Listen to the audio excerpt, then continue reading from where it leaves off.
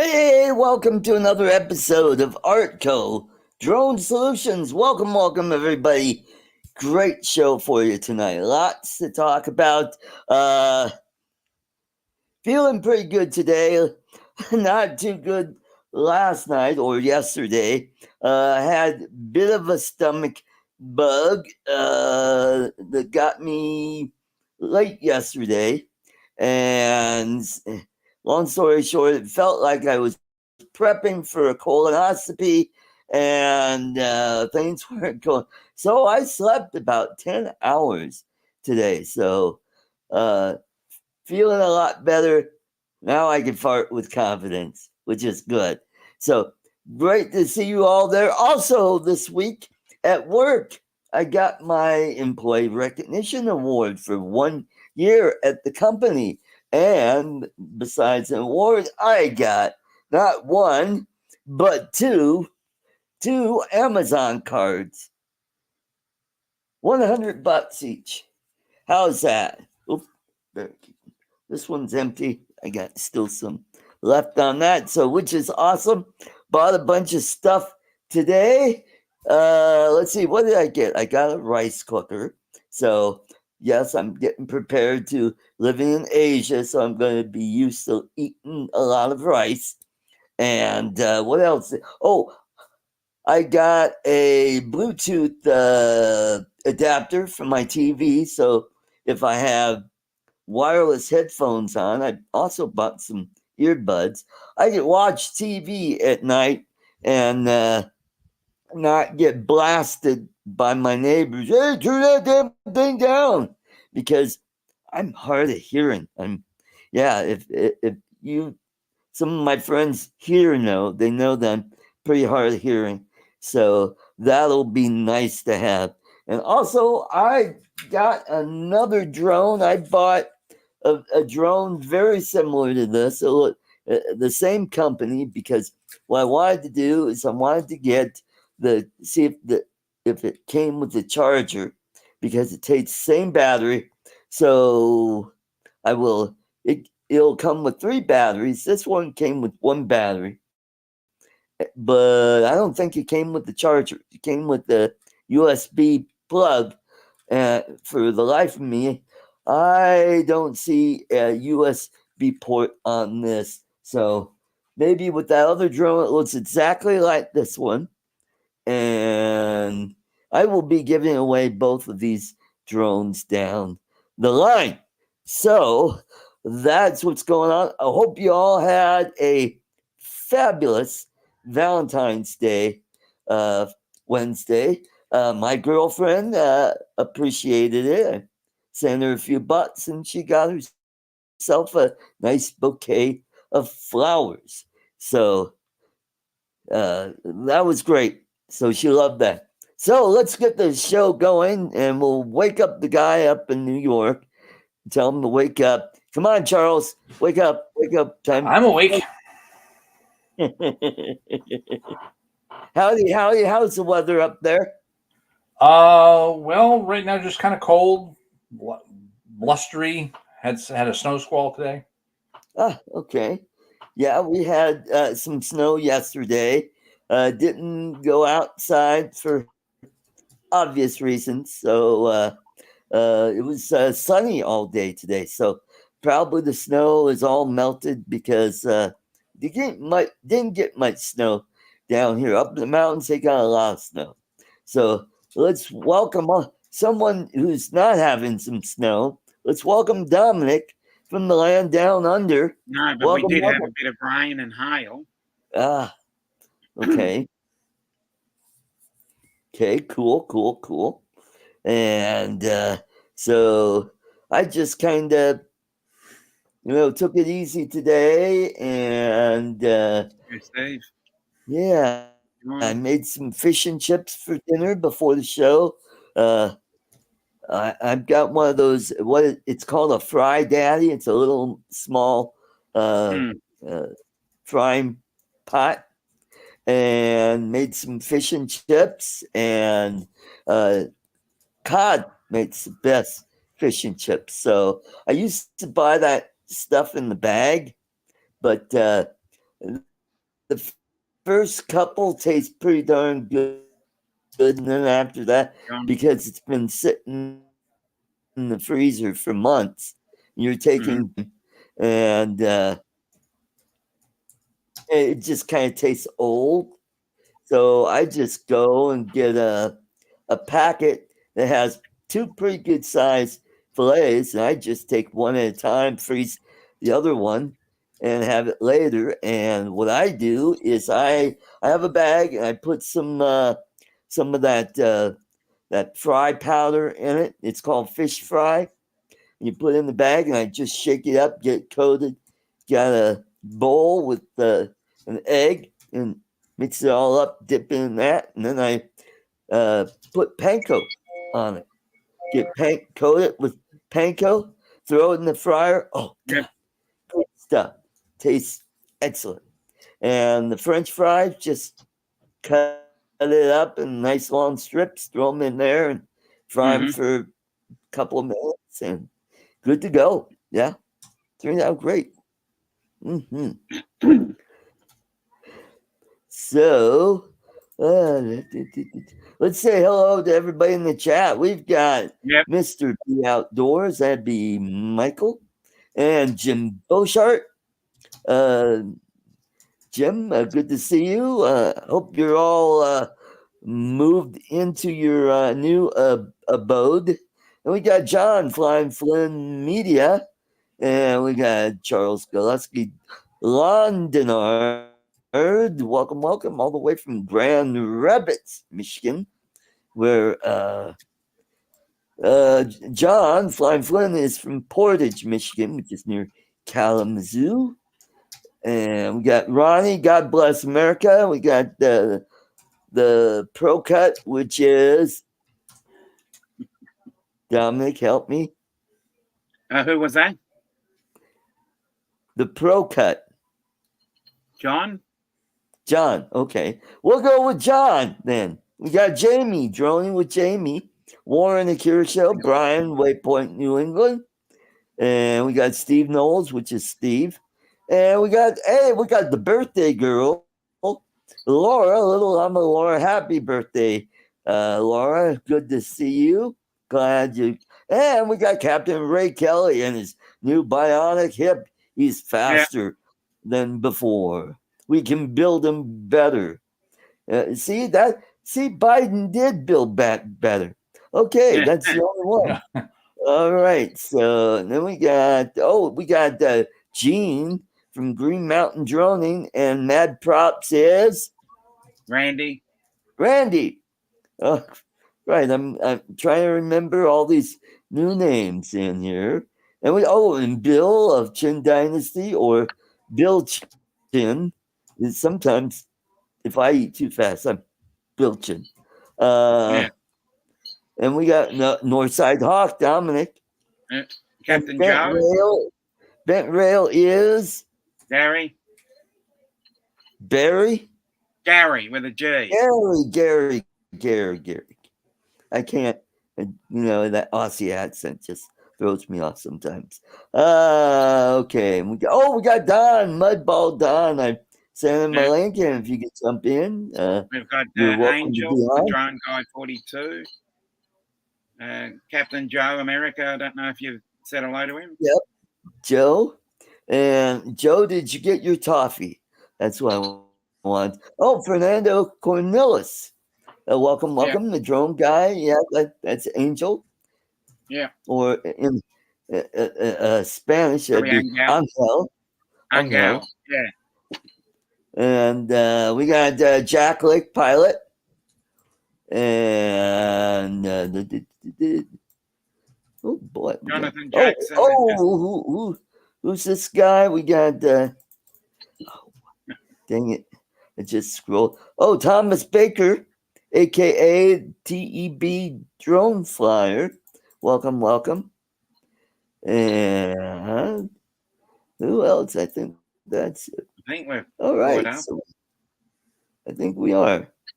All righty, we got a good crowd tonight. Yeah, okay, that's right, Jim. I'm the Here we go.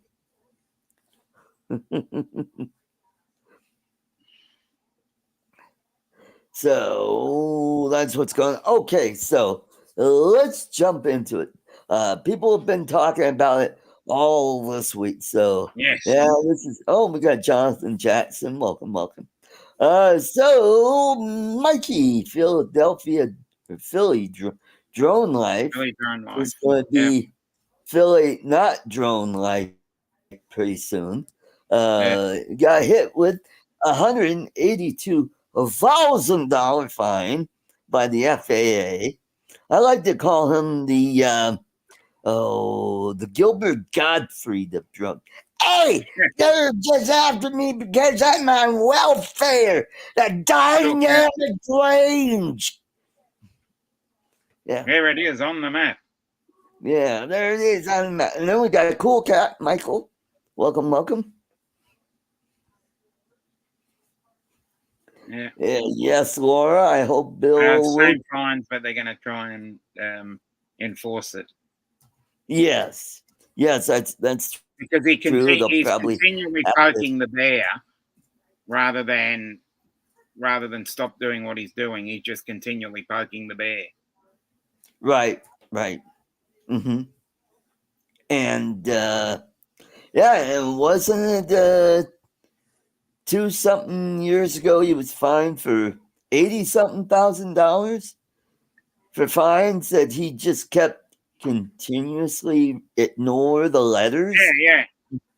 It's a civil. Yeah, you're right, Lon. It's a civil suit now. Yep, it's a civil suit, and so most likely he'll declare bankruptcy, and so basically what he's doing is he's digging a deeper hole for himself, and like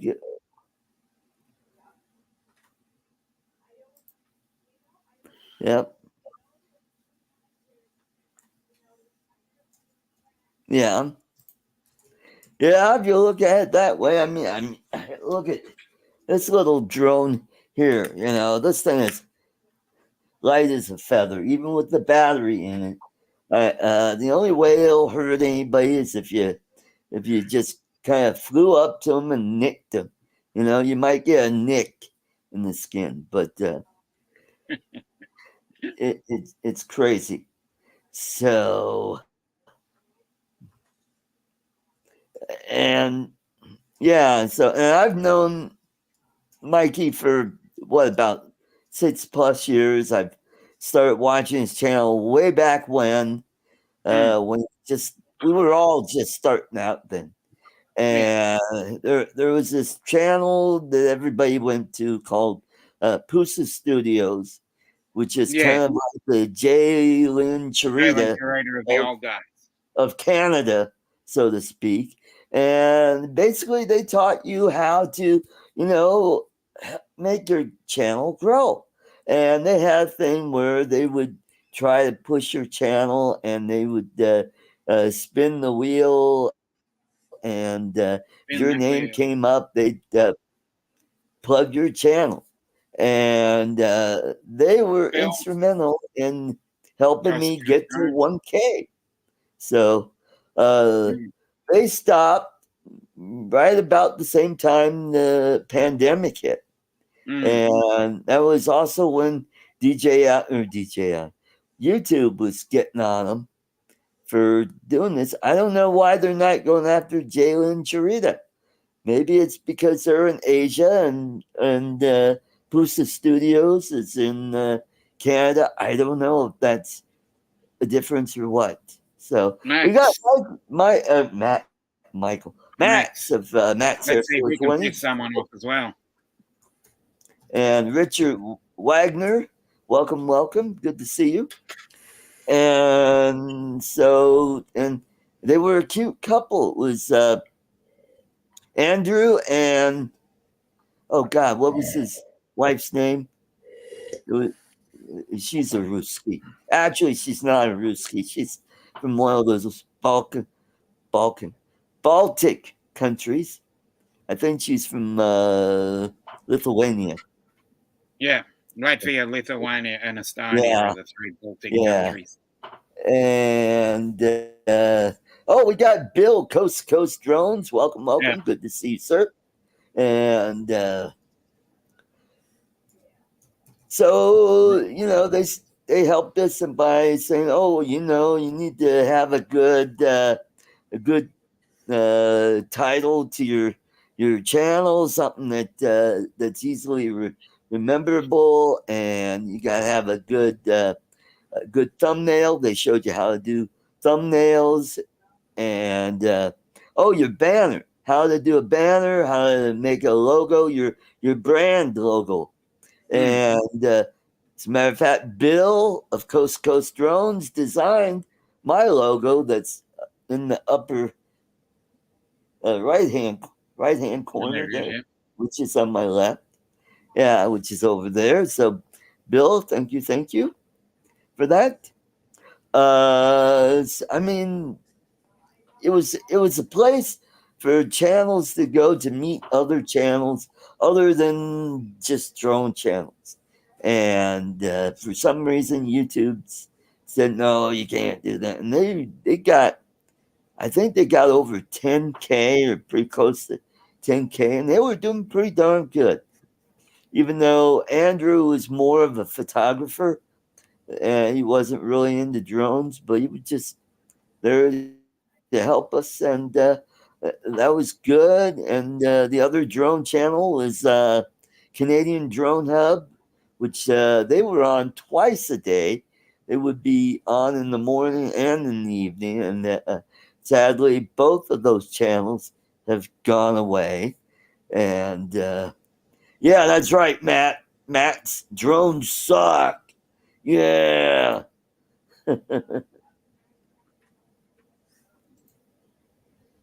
And so yeah, they were very helpful, and then channels like uh,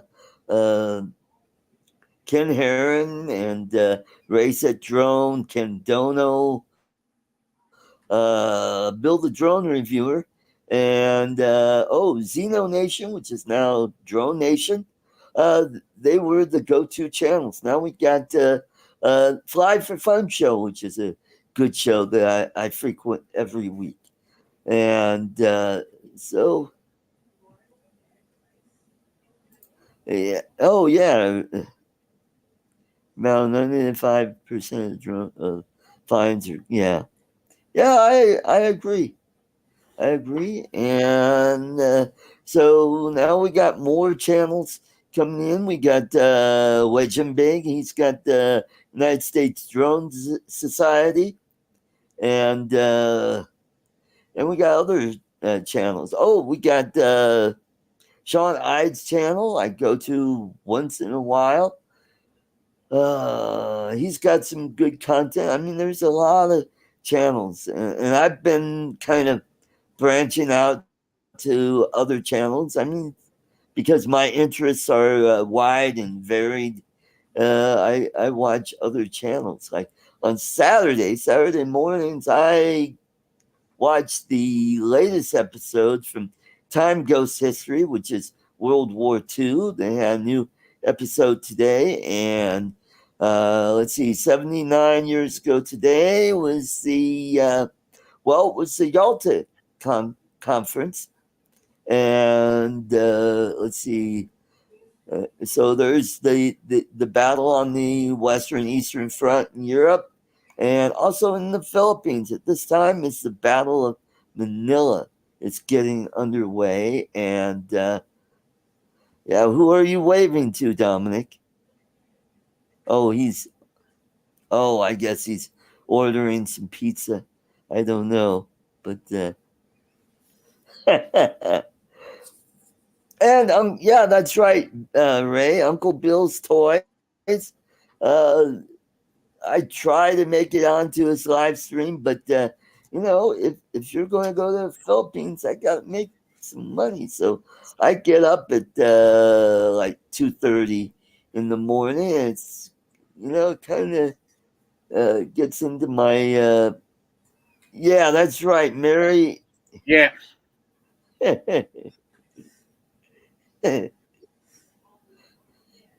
Oh, and we got Tammy Jean in. Oh, good. Tammy. Mm-hmm. So, my latest Mary Burke video was a big flop. No. I thought, oh, it's Valentine's Day. How about I do a Valentine's Mary Burke one? It just got like 19 views. Yeah. Instead of the 2K views I normally get. So maybe it's because my Mary Burke videos work better when I post them on the weekends. I don't know. Yes, and that's right, Cool Cat. Oh, it's not just me. It's Dominic. Because I tell him about the live stream. Yeah, when you send me it, that's when I watch. Yep. Mm-hmm. She's either cooking something or she's making something. She's making, what was that? A rug. What is that? She was Oh, I can't remember. yeah, anyway. Something like that, yeah. Yeah.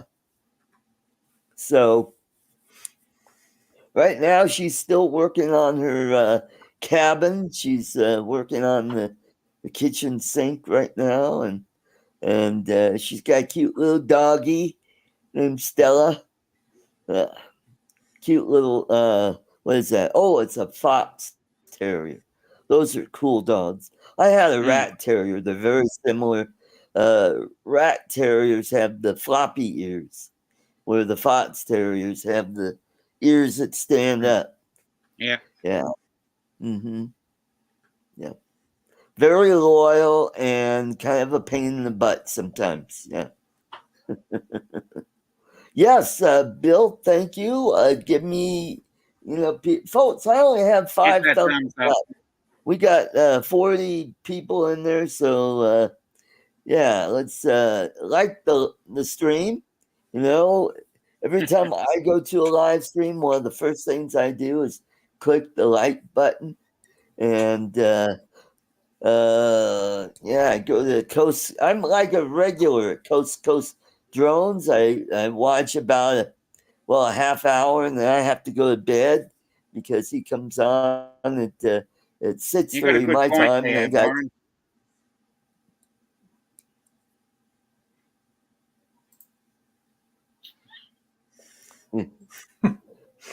Well, Warren, you need to go to her OnlyFans page, and you'll be like, oh my. Jim's got the right idea. Get that going. Yep, we got a half hour till the toffee, and so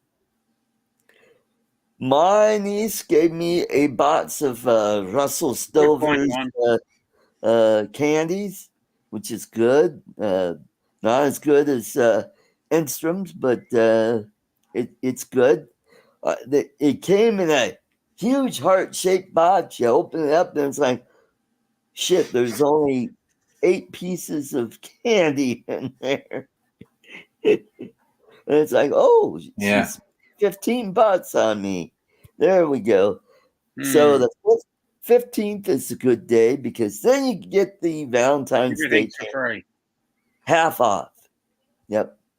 So I bought myself box the same size as that one. So and it's the same chocolates. It's got the chocolate truffles, the chocolate caramel. Oh, and then there is the peanut butter chocolate. They call it a turtle. I think no, I think a turtle has caramel in it too, doesn't it? Yeah, and I mean, it's supposed to look like a little turtle. It's chocolate with caramel and nuts, peanuts. So this is just milk chocolate and nuts. Anyway, and then there's some chocolate cream fills that are pretty darn good. Yeah. And there was sale on Reese's, heart-shaped Reese's pieces, and not Reese's pieces, but the peanut butter cups, and heart-shaped, not heart-shaped, egg-shaped peanut butter cups. So Mr. S. Grant, good to see you. Welcome, welcome. Hey, Grant. Yep. And yes, that would be a peanut cluster. Yep. Not like a cluster that Mikey's in right now. Yeah. That's a Charlie Foxtrot. Yep. Mm-hmm. And yes, I did invite Mudball. I sent him a link. He's probably busy, so glad to see that he's in the chat. Oh, Michael, you know what? I chatted with Lloyd. I don't know what's going on. I've been asking him questions, and it's like I know he's reading because you see his icon right next to the chat, and it's like, why isn't he responding? So you stay on the read. Yeah, so I don't know if something happened to him or maybe he's somewhere he can't respond, but it's been all day and he hasn't responded to any of my questions. Hey, how you doing? Did you get the package? How you like? Hey, we got Matty Throwing World. Hey, Matt. Matty. Okay, good to see you, Matt.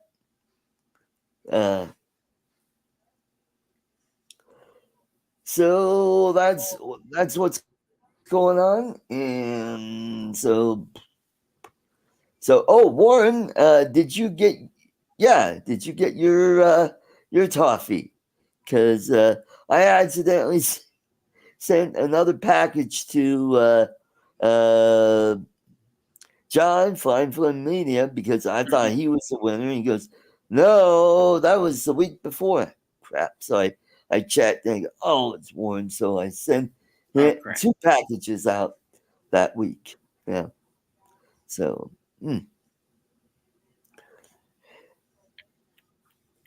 Oh, Mudball is working on the Doom Buggy. Okay, cool. Yeah, cool. he was before. Okay, cool. Oh, Warren said he did get the toffee. That's great. Welcome, welcome.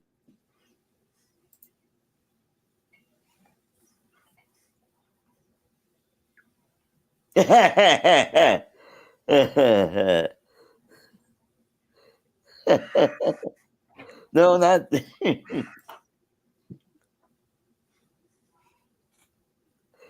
So then we got a drone pilot who he's facing jail time in Pennsylvania. His name is Chad Ford. Man charged with illegally flying drone above the AFC Championship game in Baltimore. Oh no! That's Chadsford. That's the county. His name is Matthew. It's I mean, no, not another Chaz. Yeah, it was bad enough they named that part of Portland or whatever Chaz. That was a joke.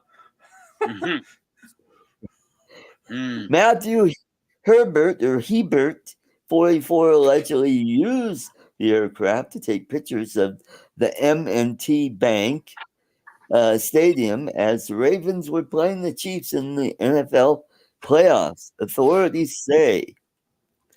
So this ding dong flew his drone on the game January 28th, and there were TFR restrictions and okay.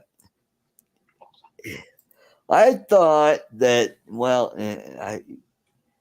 it doesn't say if he was flying a DJI drone, but my understanding is if you have a DJI drone, if there's a TFR or any kind of restrictions, it won't let you take off.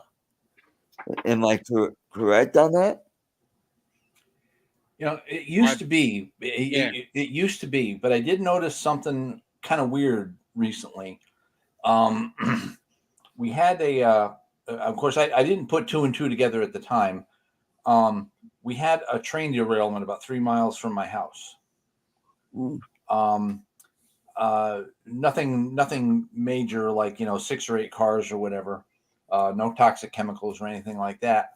But a couple days after that, I went to put my Air 2S out because I had some nice skies and the weather was all good, but I wasn't aware of I hadn't really heard about the train derailment at that time.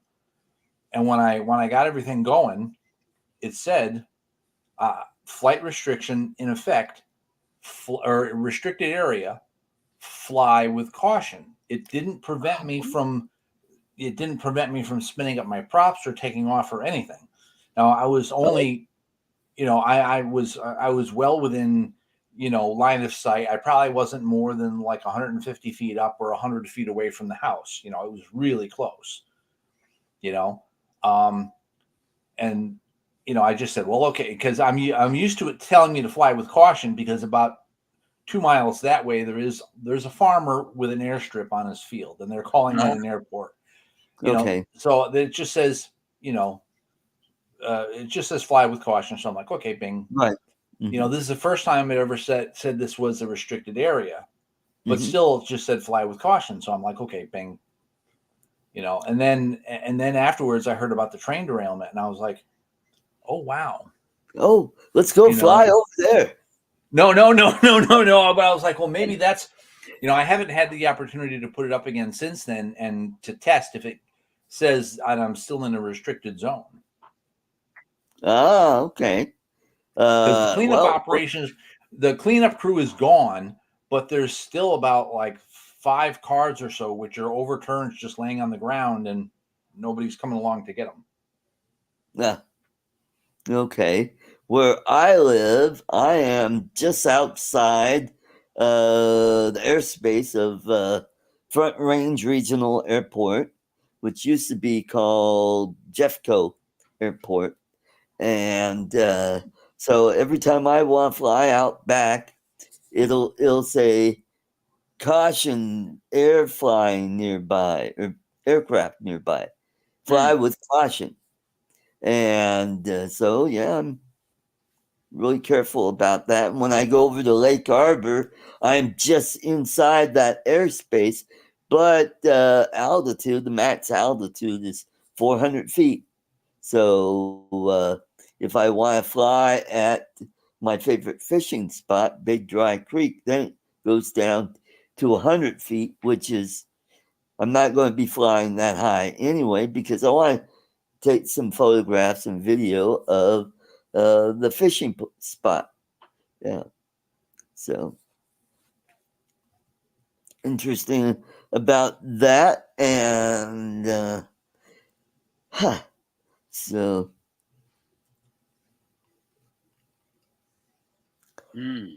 yeah.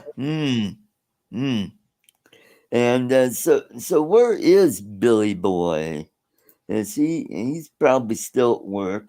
Oh, I know what's going on. He's probably got leads going, and he's really busy there. I know last week they've had problems with one of the ATMs not working, where it was not accepting someone's card, and he might be busy with that. So that's what's going on. James, he put out some photos of he and his Asawa, that'd be wife, Ness. They went to a restaurant and they had steak. And I'm like, oh my God, they've got steak in the Philippines? Because, well, if he did, it was probably pretty expensive, because, the nearest place to get quality beef would be Australia. And even that's quite a trip to the Philippines. That'd be like, hey, we're getting steak from, I don't know, Central America from here. Yeah. So, but here, there are cows everywhere. So steak is pretty, not really expensive, but it's not really cheap either. Wagyu from Japan, that's going to be very expensive. You know what? I've never tried Wagyu. One of these days, I might you have should. to. You Yeah, must. try it out. I mean, is it like it's so tender? It just Yeah, it's cuts. really tender Oh, okay. because of the texture of it. Oh, okay. We got Jerry Bauer. Welcome, welcome. Good to see you. Oh yes, and then we've got well, Lon Denard, there are cows. They're called carabao, and they're more like water buffalo. They're not like the cows here where we have Angus beef and the cows in Australia. They're called ostrich, and I don't think I've heard ostrich is pretty good. I don't think I've Emu had is also emu is also very tasty. Same goes with crocodile, kangaroo.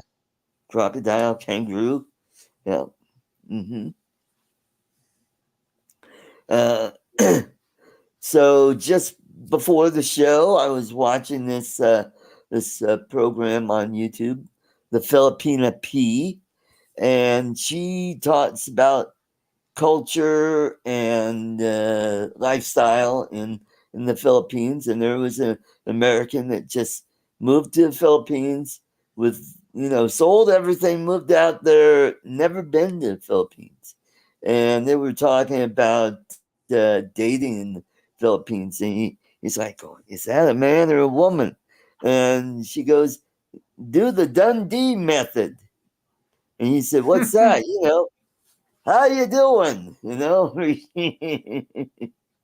Reach up under there and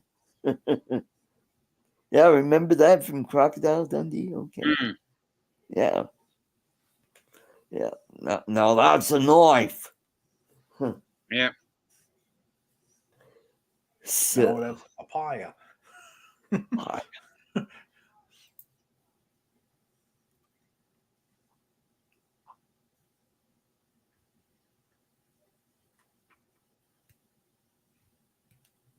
yeah.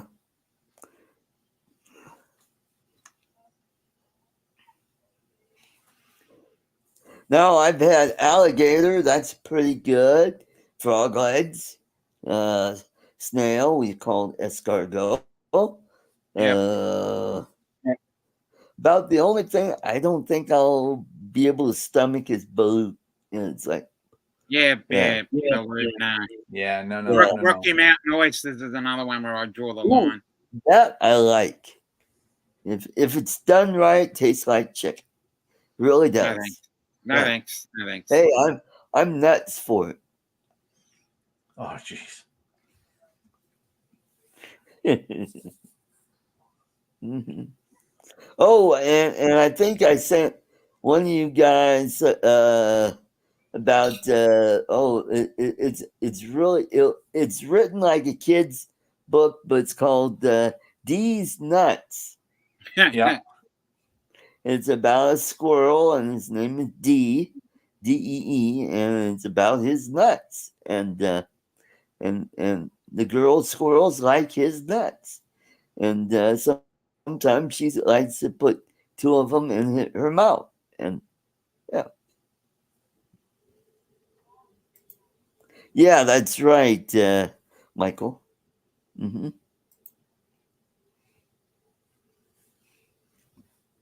So, hmm. I haven't set up anything for bad signs this week, but there have been some good ones. Uh, so I've been, just kind of relaxing today and taking it easy because of, I don't know what it was that it's like every 2 hours I'm getting up and it's like, ugh. Get a glass of water. You're starting to feel a little parched because don't want to get dehydrated. And reminded me of when I was prepping for a colonoscopy. Oh boy, that was no fun. I was just so wiped out yesterday. And who knows, it might be, you know, the long hours I've been doing at work probably catching up to me.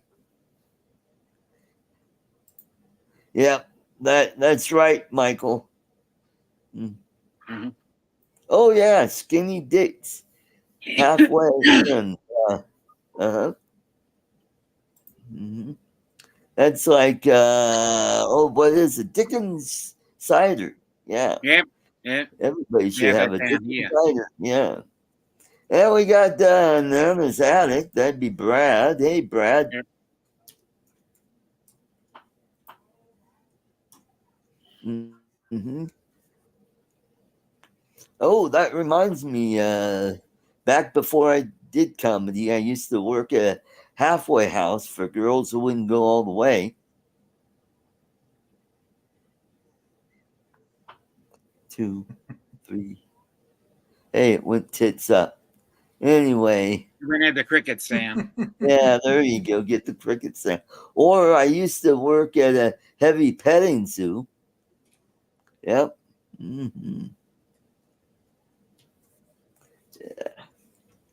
Well, hey, Ronnie liked it. Yeah. Hey, we got Danny, the view chaser. Hey, good to see you, sir. Good to Not see yet. you. Not yet, Richard. Yep. And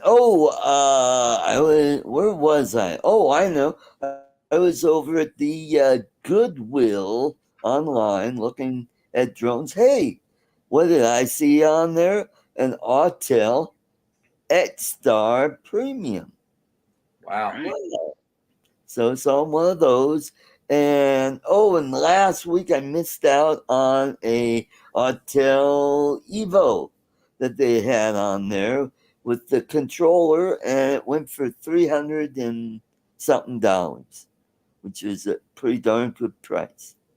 And we got Tammy Jean. Hello, good to see you. Hey, Sammy. Tammy, I sent you a link if you want to pop in and keep this show going. Mm. And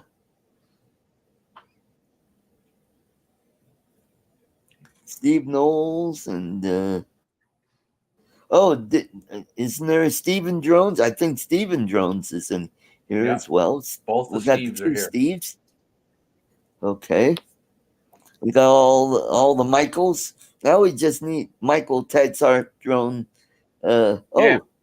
And we got Mudball. He's under the hood. No, he's under the dash. Welcome, welcome. Art, I want to step up and speak for everyone when we humbly ask you stop talking about your diarrhea. Oh, Yeah. okay.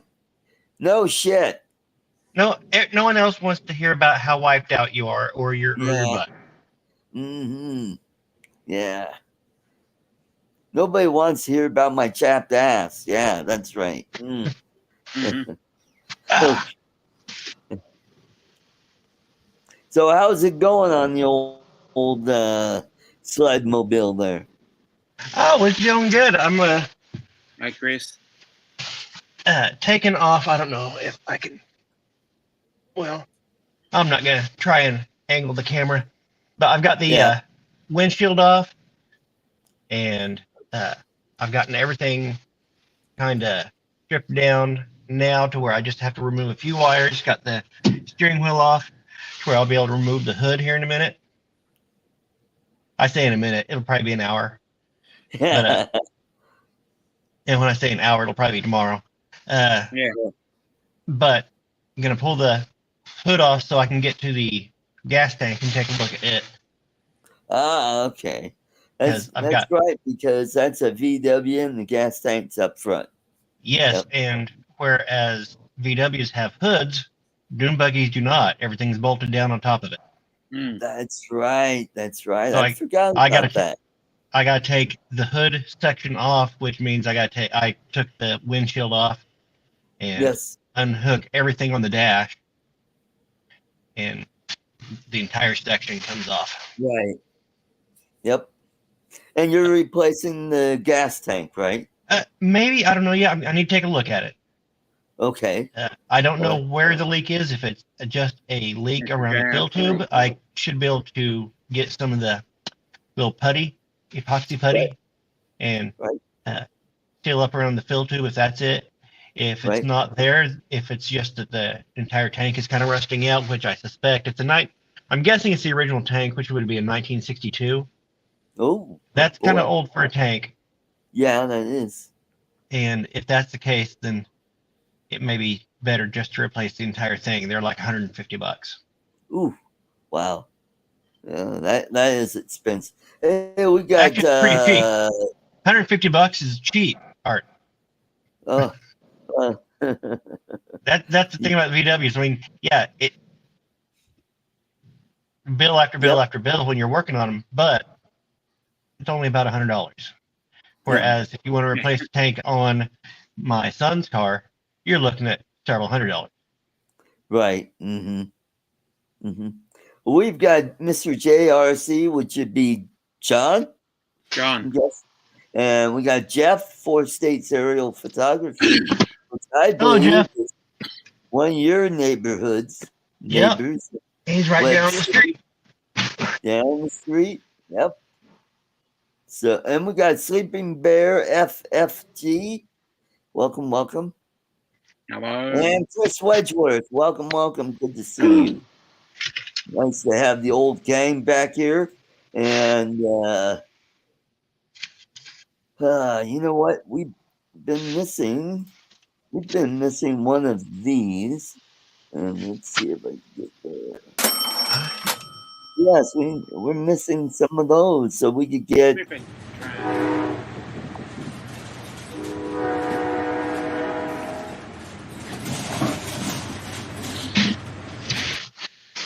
Yes, or either, and we don't want any more of these. Emotional, damn it! Yeah, that's right. Mm-hmm. So everybody get ready. We got about 8 minutes for the big drawing for toffee. And so how do you take a tank off of one of those? Is it you get just a reciprocating saw to cut it off, or do you got one of those things that goes around and cuts it off, or a hat saw? Nope. You unbolt it. Oh, unbolt it. Okay. Yeah, you unbolt it, separate the fuel line, and it lifts right out. Oh, okay. Cool. Good. And that's one of the nice things about the old VWs, the bugs. They were pretty inexpensive to keep up because and also once you start getting into them and learning them, they're not too hard to keep maintenance on. Right. I always tell people that hippies could fix these on the side of the road, so I should be able to take care of it. Right. And I remember back in the 70s and 80s, they had these aftermarket things for VWs where you could change your front end to look like a Rolls Royce, or they even had aftermarket bodies where you can make it look like an MG, which would be kind of cool. Mm-hmm. And didn't they still make like brand new engines in the U.S. You can buy, obviously not made by VW, but you can buy that same type of engine, brand new, manufactured. Yeah, I could buy a brand new redone engine for a couple $1,000s. Well, no, not redone. I think these are absolutely manufactured brand new, because they have them. They had them cranked up with different sorts of turbos and whatnot, so you could get well over 100 horsepower out of an engine like that. There you go. Yeah, I don't think they were remanufactured. Yeah. Not suggesting you get one. I'm just saying, I'm just trying to contribute to the conversation. Right. Yes. Oh, no. I don't need that many horsepower on this thing. Yeah. Well, I think Dune Buggy was like one of the first aftermarket kits you could get for Volkswagen, where you just take the body off and throw a Dune Buggy body on. You just need to put a roll bar in it. That's about it. Actually, most And roll bars on dune buggies are decorative and not functional at all. Unless you get like a one of the ones that are done to do the races, the rally vehicles. Right. They'll have functional roll bars, but okay. Or if you get a rail buggy, those usually have functional roll bars. But a lot of these, like what I've got, the Manx clones, they just have show bars. Okay. Okay. It would be nice to have a full functional roll bar, but right. Mm-hmm. Didn't they have an aftermarket thing where you could? It's called an electric shift, where you for the shift. For those of you who used to driving automatics, that there was like an electric shift that had a button or a switch where it helped you switch from, I guess first to second. Semi-automatic. Yeah. Semi-automatic. Yeah. Semi. Huh? I've had one of those. Yeah. Mm-hmm.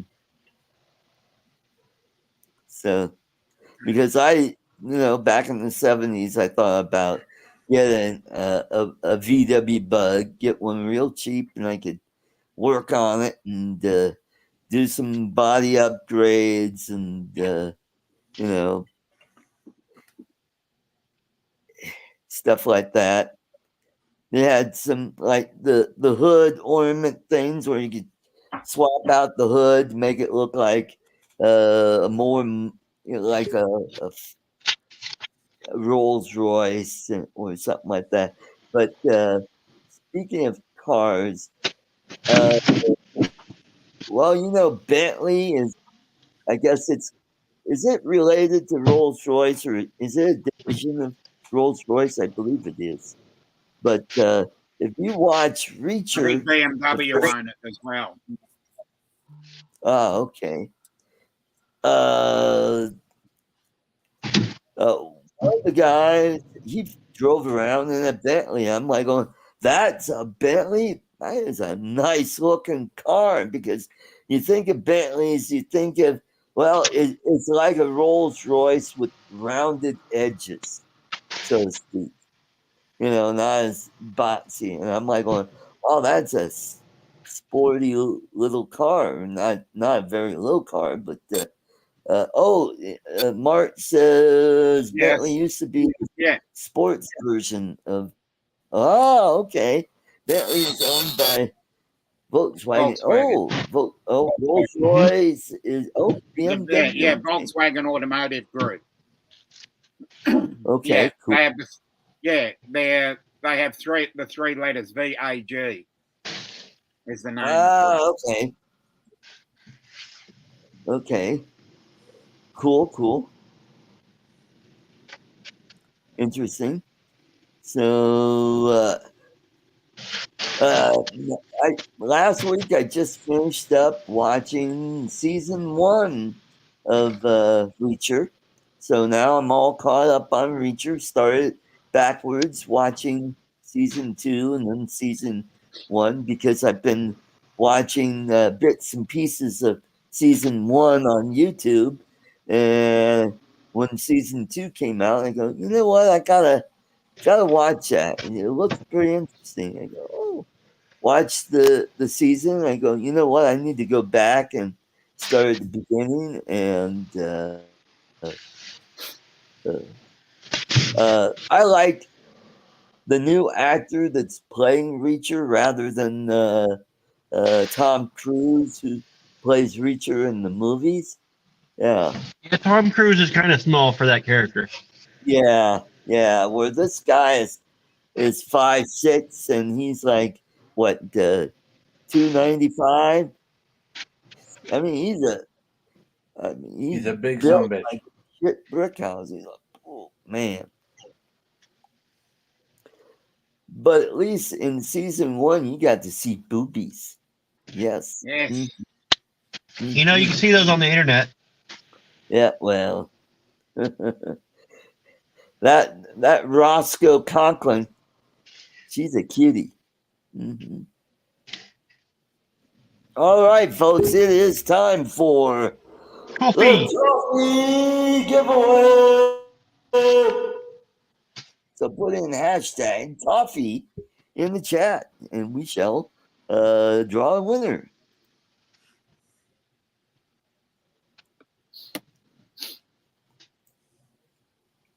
Let's go.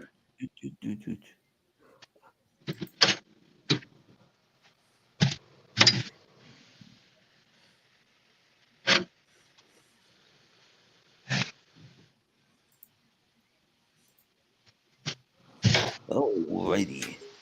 Hashtag toffee. Let's go.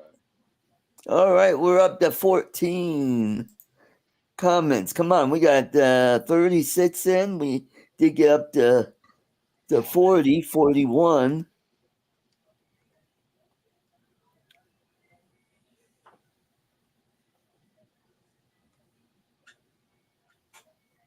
Yeah, there you go. Block Maxer 420. Yeah, there you go. Hmm.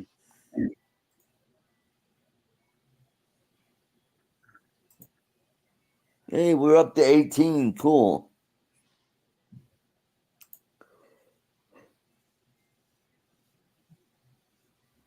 Cool. I think we're up to 19 now. Let me get over here and let's see what's going on with Bill. I bet you money's probably doing a league. Bill Ronayne. Yep. He did see my post on that, you know what? I better check and see. Oh, it's just okay. Nope, I thought he might have popped in. Oh, we got Chuck Kovacian saying Hey, hello. Chuck. I'll find out to enter myself. So Oh my! Not Ouch! not in public. Turn the camera off for that. oh, to enter. Oh God. Yep, I said it. And we got Steve Carpenter, Another Southeast Steve. area. And yes, I did see the comment that I'm the only guy to work on his car and his hands stay clean. Well, I'm under here working on wiring. There's no way to get your hands dirty with wiring like that. Right. Come on.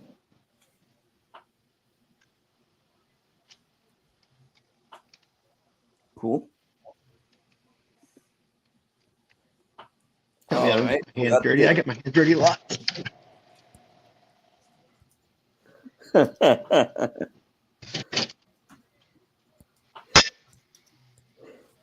All right.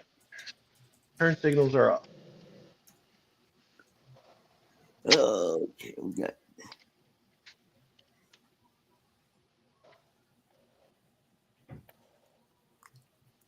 So, what's up? I guess Star Trek Discovery starts in April. Why bother? Yeah, I'm probably not going to watch. But Yeah, at the same time, I've watched the first 4, so I need to know how it ends. But I'm not really looking forward to it. yeah. It just got way too woke for me. Yeah, it just went downhill after the second season. Right? Yeah. Third was pretty average, and then once they hit the 4th season, they jumped the shark. They shouldn't have bothered with the 5th season. Yeah. Mm-hmm. It's kind of how I feel about the Walking Dead. They have the new one with the Rick and Michonne characters back again. It's like, okay, you guys are about 3 years too late.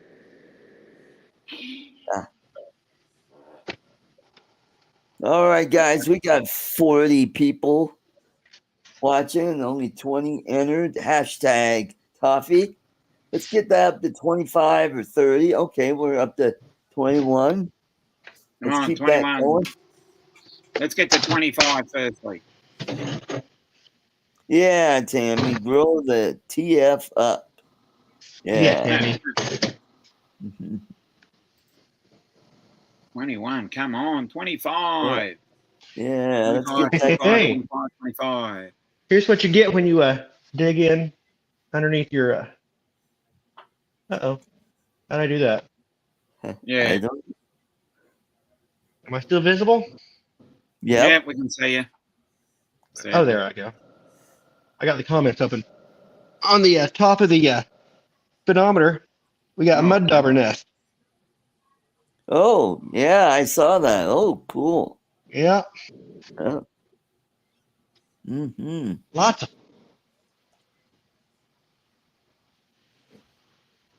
Yeah, that's right. Cool cat. Mm. Shark jumping, yep. And there goes Don. There goes Don. Oh well. Should have charged these phones. So yeah. Hopefully Elon Musk will buy Disney. Yeah, that'll be cool. good. You could turn that company around. Yeah, it needs a lot of work. Well, Mhm. maybe, but he doesn't. I gotta say this: he doesn't have enough money. Yeah. Way back when, just shortly after Disney bought out Lucasfilm, I think before The Force Awakens came out, a lot of people were still sort of, what's going on here, a little bit disappointed, and people were talking about Apple possibly purchasing Disney, and they talked about how Apple had had $285 billion in offshore accounts, and even if they had liquidated all that, it wouldn't be enough. They would still have needed like 500 billion or more to buy Disney. Right. Mud dauber nest.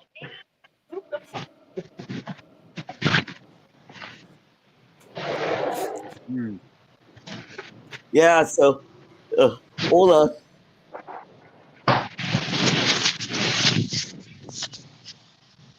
You'd probably have to have at least a couple nowadays. You'd probably have to have at least, something like $1 trillion or more in liquid assets to buy Disney. Good point, Chuck.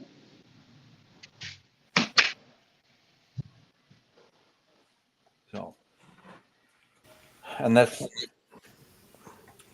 despite how Disney's stock has fallen recently, because it's actually on the way back up because of the proxy battle Right. going on for board seats. Right. We're still stuck at 21. Come on, everybody. Yeah, come Yeah. on. But that's not to say that Disney might not spin off some of their divisions into their own. Right.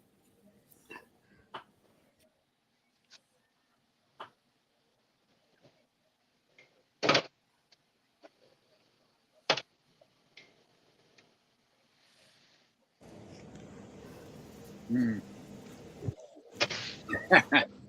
Yes, Randy. Yeah, they're going to get the Bud Light treat. Yeah. Yep.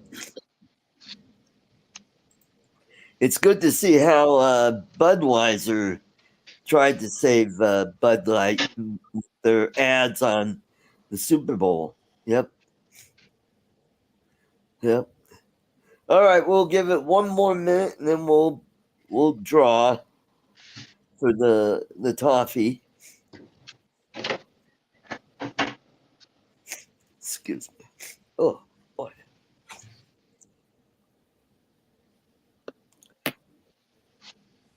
And I don't know if did you guys see the Well, it ran during the Super Bowl. They got ads for the new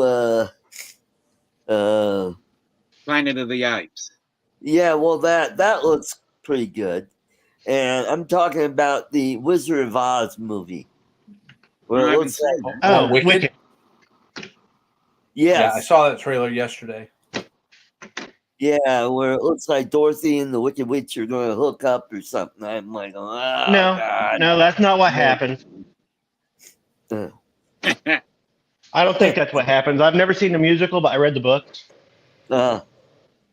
okay. and they're just friends in school together. Okay. There we go. All right, folks. Looks like we're stuck at 21. Dominic, give me the drum roll. 3, 2. Boy, that was a lousy drum roll.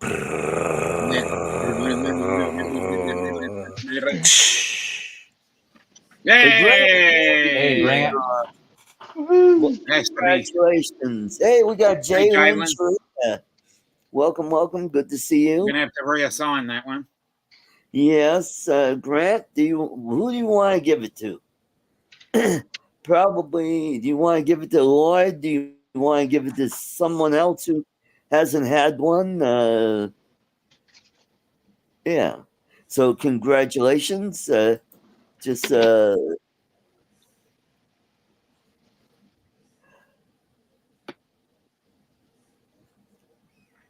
me. Yeah. Just send it to Judy. All right, I'll do that. Yay. Okay. Yeah. Okay. Miss Judy is going to be chocolated out, isn't she? Yeah, she will. But I want her to have so much chocolate she can't stand it anymore. Right. And we got Jalen's pink hand waving. Yes. Yep. And if you really want to grow your channel really fast, go over there. Drop your link in there and throw a few pesos at them, and boom, you got over 100 new subscribers. And the good thing about it is they don't all go away within a few days. Yep. Jalen is from the Philippines, and hopefully James will show. Oh, I know what I wanted to talk about is yesterday I was watching another Philippine channel, Tom and Bruce Philippine Adventures. They were trying out this new device called the T1, and what it is, it's a translator, and it's kind of like an iPhone or a phone. It'll take pictures, and you gotta it uses Wi-Fi, so you gotta put a load on it. So what it does is it's got a microphone, and it'll translate any language into English and vice versa, which is really cool, which would be really handy if you're traveling. For example, say you're going to Europe, where you have a plethora of different languages there. Yep. You have this out to say, how to get to a bus stop, or how do I get to the restaurant, or whatever. Lon says, my phone does that. Oh, what is the name of the app that you have? There are loads of, well, yes, there are apps, but you got to type in what they're saying to have. I think you have to do that. Is it a type of app that you just talk into the phone and it'll translate it back? I would like to. You know what? I will go over to the Google store and see if there is an. Yeah, Google Translate, but it doesn't. I mean, it'll translate, but you gotta type in the sentence that you want to translate it to that language.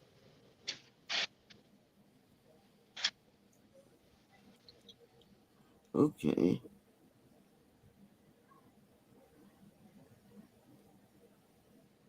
Translate. Okay. There's a Translate Pro, talking translator. Okay. I translate translator. Well, I want to take the one that, like, talking translator is 4.8, which is a pretty good rating. Let's see. It doesn't say how. It says, okay, it supports more than 100 languages. So let's do that.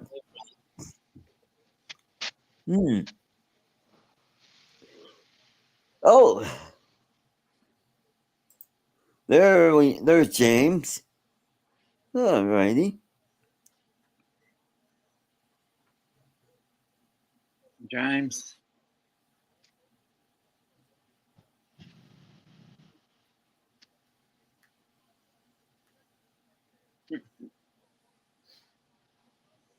Thinking the same thing, Warren.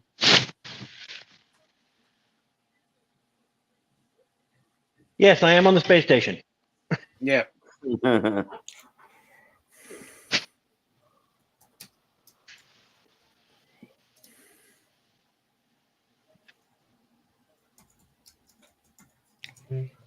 Oh, it does have Cebuano. Well, that's good. That'll be handy. All right. I want to say good morning. Oh. Good morning.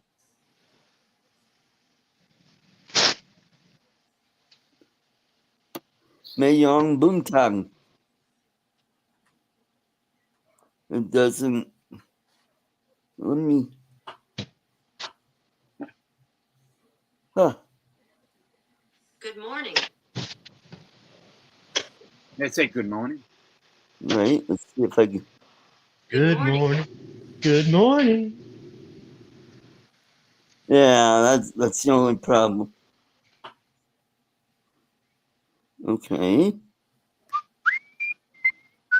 Huh. Yeah. That's the only problem with that app. It doesn't. It doesn't translate it from what you just said to that other language. It just types out what it is, and it's like, no, that's what this translator was that Tom was checking out. Okay, James. Well, we'll keep the light on for you here if you want to pop in.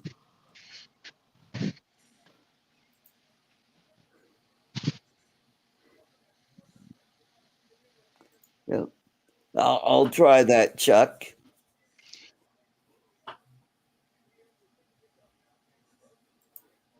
What is that? Oh, several of the modern smartphone does translate native. Alrighty. Well, Dominic, do you have the latest iPhone? Maybe you could try that on. No, I ain't. I've got an iPhone 12. Oh, how about you, Charles?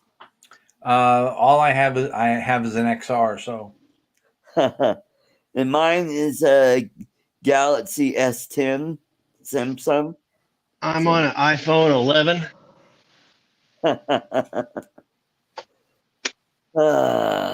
So, but it shouldn't matter. It should be the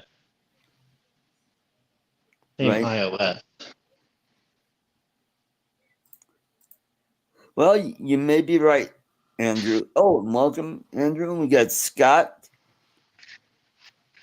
Scott, you do. Welcome. Good to see you. Cool. So maybe in a couple weeks we'll be giving away some drones. Oh, hey, somebody just popped in, and oh, it's Uncle Bill. Welcome, welcome. Hey, Uncle Bill. I don't Hey, know Bill. about somebody, but I'm here. Am I a somebody? Yeah, No. you're a big somebody. Nah. The big You're- cheese. He's a big something. Yeah. Laura sent me a video, Don, of you dancing with yourself on camera. It was Damn right. Pretty good for a 54-year-old ass, huh? Oh, that's good. yeah, sure. Good. Oh, you're talking about your actual ass. I thought you were just The one, not the one on my shoulders. the 54-year-old ass. You know, that's a pretty decent description. So I see he's working on the buggy. That's nice. Yep. I was working on my truck. That's why I wasn't here. Check it out. Ah, okay. No steering wheel, no windshield. What do you need a windshield for? That just gets in the way Yeah. of the It wind. does. It does. I want to feel the wind rushing through my hair. The windshield just stops. Well, you still have it. You know, well, Exactly. why'd you take the windshield? I mean, is it going back? What, going back? Windshield? Yes, it'll go back. It doesn't, or it does? It will. Yeah. Oh, well. Oh, okay. All right. Well, that's kind of cool. I mean, are you going to hinge it so that you can put it down? No, No, that'd be kind of neat. that's just asking for more issues. I was very stressed out since yesterday. Uh-oh. This truck that I've been talking about and playing around with, and you know how I said I'm glad to get a used vehicle again because I miss wrenching on my vehicle and like that. Well, You hate wrenching on vehicles. yeah, no, I don't hate it. Actually, once I looking at the project I had ahead of me, I was thinking, what the F am I doing? But then once I got started, I got into it, and the result was, well, I wasn't going to drink and stream if I didn't get it taken care of. So, Avada, it's taken care of. There you Hooray! go. Hooray. My number 3 cylinder was misfiring so bad that the engine light was blinking, which means park your car now. Oh, boy. Now Yeah. you're in limp mode. Yeah. That's no, it's not limp mode. It's not new enough to have limp mode. But what that means is your misfire is so bad that it wants you to stop driving because you could end up dumping all kinds of fuel into your catalytic converter, which would ruin that and cost severe money. Right. So I was stressed out. It's like this thing, 27. I put 2,700 miles on it already since Thanksgiving, which is a lot for me. I don't usually drive that much, and I'm thinking I'm in the clear. Thing's running because I bought an old, it's not that old, it's 8 years old, 7, 8 years old, but it's got a lot of miles on it. I'm thinking I'm in the clear. It's running beautiful, like a top. On the way to the bank Friday night, on a long weekend with the holiday Monday, of course. Even if I could find a garage, you're probably closed Monday. Right. And it was supposed to rain all weekend. So, and I need to work on, if I'm going to try to fix it, I need there not to be rain. Right. So, because my garage is all used up. Right. Yeah. All used up. Yes, it is. Yes, it is. So anyway, and of course it's the number 3 cylinder, which is, if you're looking at the motor, if you're looking into the bay there, it's on the left side, last one. Yep. And the left side is the one that's completely covered up by the air intake. The 3 on the right side are right there. So of course it's that one. Yep. Anyway. It's got to be on the most inaccessible. So one. everything's got to come off, and the air intake's got to come out. And you got to be careful. You got to make sure it's clean. You don't get dirt downside the motor, and blah blah blah. But guess what? I diagnosed it. What was it? Perfect. It's just it ended up being the coil pack. Yeah. Mm. I mean, I had clues. I mean, I looked. I mean, I was hoping it wasn't the injector, the fuel injector, which again, it's not that at that point, it's not that crazy to replace the fuel injector. Right. But it can be.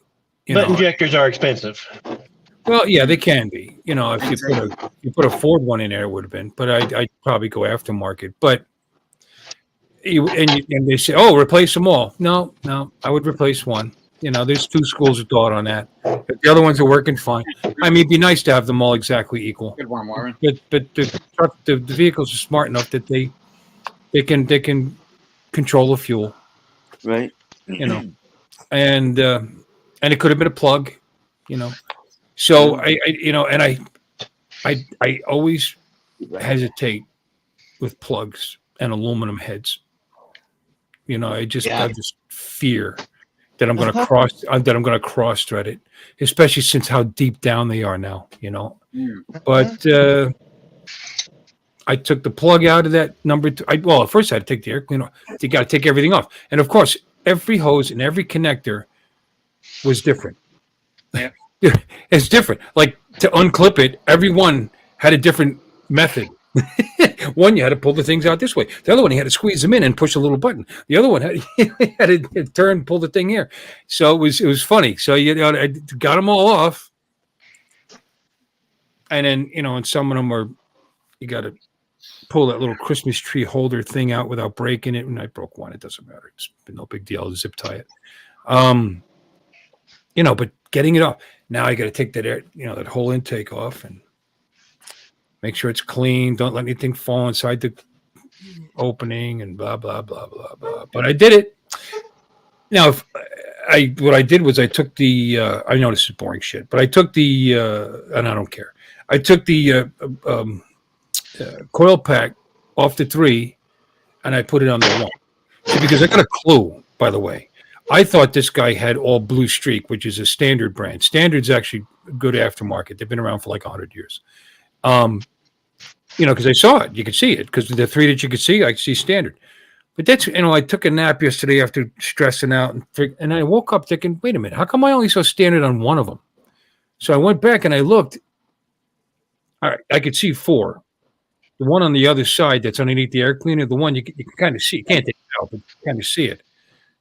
Those other 3 that I could see were not Blue Streaks. There was some Drive Wire. It was the brand, which I found out later because there's a logo on the side and a number and a code, and a model. So I looked it up. He replaced the previous guy, all 6 of them, with this Drive Wire coil, all 6 of them, which is the right thing to do. Unless you're spending $120 a coil pack, and then you're like $700. But anyway, or even $100 a piece, $600. All 6 of them are $102 online. Crap! Yeah. No matter what the website says, the website made him sound like the greatest thing since sliced bread. And the clue there was, well, why is one of them not like the others? Because he already had one fail on him before he sold the truck. And he went to O'Reilly and he put that $80 one in there. Because that's what that cost. There's $79.99 for the Blue Streak at O'Reilly's. So it's aftermarket, but it's good aftermarket. It's actually a good brand with a nice warranty and like that. So what I did was took the cleaner off after all that, all day long. Why am I getting myself into this? Take it to a garage. But no. I had to get it going. And I put the Blue Streak on the 3. On the bed. I took it off the 4, which is the first one on the right side, and I put it on the 3. Before I did that, I took the plug out of the 3 as well. So I wanted to narrow things down. Could be a bad plug. Well, I took the plug out, and they're NGK Iridiums. They're actually really good plugs. So that was probably done at a garage because they're good plugs, and it looked fine. I mean, it's carboned up because the thing's been running rich, but it was fine. So I took that out and I put that in the 5 on the other side. See, because the other side I can get right at, So I took the plug from the 5 and the coil pack from the 4, and I put them on the 3, and I put it all back together, and cleared the codes. Here's the moment of truth. If it continues to code misfire on 3, then the next step is to take it all apart again and then replace my fuel injector. Yeah, because that's another step. You got to take the rail off and blah. But guess what? It moved to the 4. The code moved to the 4. It's like, actually changed that thing out in the parking lot at O'Reilly's. I mean, that's how easy it is to change a coil pack if you have access to it. Unplug it, take a bolt out, pull it out, put a little grease on it, dielectric grease. Popped it in, took it for a ride. Truck runs better than as good as it's probably better. I think that thing was probably failing when it was starting to fail when I bought it. Now I got to replace the other 4. Not today. That's $320. But I feel very accomplished and very excited because it's all better. And it was nothing, and it was not a major thing. It was just, and now that I took it all apart once, the next time I do it, I'll do it in half the time. Probably a fourth, Yep. That's what you say. Deep down. I just found out here. Everybody's probably leaving after that long conversation. I'm sorry, what? Yeah, this hood is not going to come off the way I thought. I'm going to have to take the steering column off down at the steering box. To get the hood off? Why are you taking the hood off? To get to the gas tank. Oh, this is all the whole gas tank thing. Oh, Yeah. Wow. This much, wow. Yeah, the entire front end of this car is coming apart except for just some, like the lights and stuff can stay, but You're going to keep doing that tonight? Yeah. All right. You're a good I man. don't know. I'm thinking about giving up now that I got to this point. That's like, it's all loose now except for it won't pull back past the roll bar. Uh-oh. That's not good. So if you see here, it's all loose, but it won't pull past the roll bar, which I need it to do to get off the steering column. Yeah, it has an erection. Yeah, so Yeah. I'm gonna have to get in there and crawl under it and separate it down there. That sucks. Right. Because if I would have known just I put could a be doing slot that, underneath the steering column and lift it straight up. I could cut a slot. I don't want to cut a slot if I don't have to cut it. Right. About Well, Yeah, do it right. for future projects and repairs, it might be Well, wise. for the future project, I won't take the steering wheel off like I did earlier. I'll just go ahead and separate it down at the steering box and pull the steering wheel and everything off straight back. But I'm tired and sore. yeah. Well, I had to move the motorcycles around too to get the truck in the garage, or at least the nose in the garage out of Right. the rain. Right. That was the thing that was making me. You got to do it now. Got to do it now. Not only work, but the rain. It was supposed to. I paid for a lift, like Uber or Lyft, to and from work today, with tip that cost me nearly $50 round trip. And well, it's not that bad really. It's almost 8 miles each way. And I got they're nice guys, both of them. So your wife couldn't drive you? she was at work. Oh. She wakes. And I wanted to get back Or before. was she driving a lift? No. But I could have taken the bike. I could have taken a motorcycle, but the weather said it was supposed to start raining at 2:00 and then rain the whole rest of the night. This is why I was stressing out. So I get out of work earlier. I'm 12:45, 12. John came in and he covered for me. He said, go ahead and leave. So I got to leave work 4 hours early, 5 hours, 4.5, whatever it was, so that I can get started because I knew I was going to have to push the bikes. I bought another cover, the bike cover. I bought a bigger one for the Harley, nicer one. So that's in my walkway right now. So you have to actually walk through my grass and to get to my front door. So that's in the walkway over there. And that wasn't so bad, rolling that back on the concrete. Then that other bike, I had to get out of the garage, temporarily put the tank and the seat back on it so that I could push it around through that soft Florida loam out there. Yeah. And I had to go back and forth, and and there's an incline, and my legs are sore. So because I put it next to the house, and I put the other cover on that one, and right off the bat, I was tired. I didn't even get started yet. Just Ladies getting. and gentlemen, we've got Max and Temujin. And to round it off, all the way from Lipa City, Batangas, Philippines, it's James. Welcome, Vagina! Good morning, guys. Maga. James. Welcome back. Yeah. How's everybody? And how was that steak Wednesday? James? James, I just bored the shit out of everybody talking about working on cars. So why don't you talk to us about carpentry for a while? Love carpentry? Yeah, I could talk. I could bore everybody for the rest of the program if you want me to. That's pretty easy. Oh, I saw. Was I the only one that put the correlation between Don being in on an angle with his hair sticking up like zero gravity and like he looked like really looked, No, my hair sticks up everywhere all the time, man. Come on. It does. It doesn't matter what position he's in. It's always wherever you were. It looked like you were literally working on a space station, working in a pod or a bay or some kind of. Too. I thought that. You thought that too? Yeah. Okay. Wasn't just me. Done.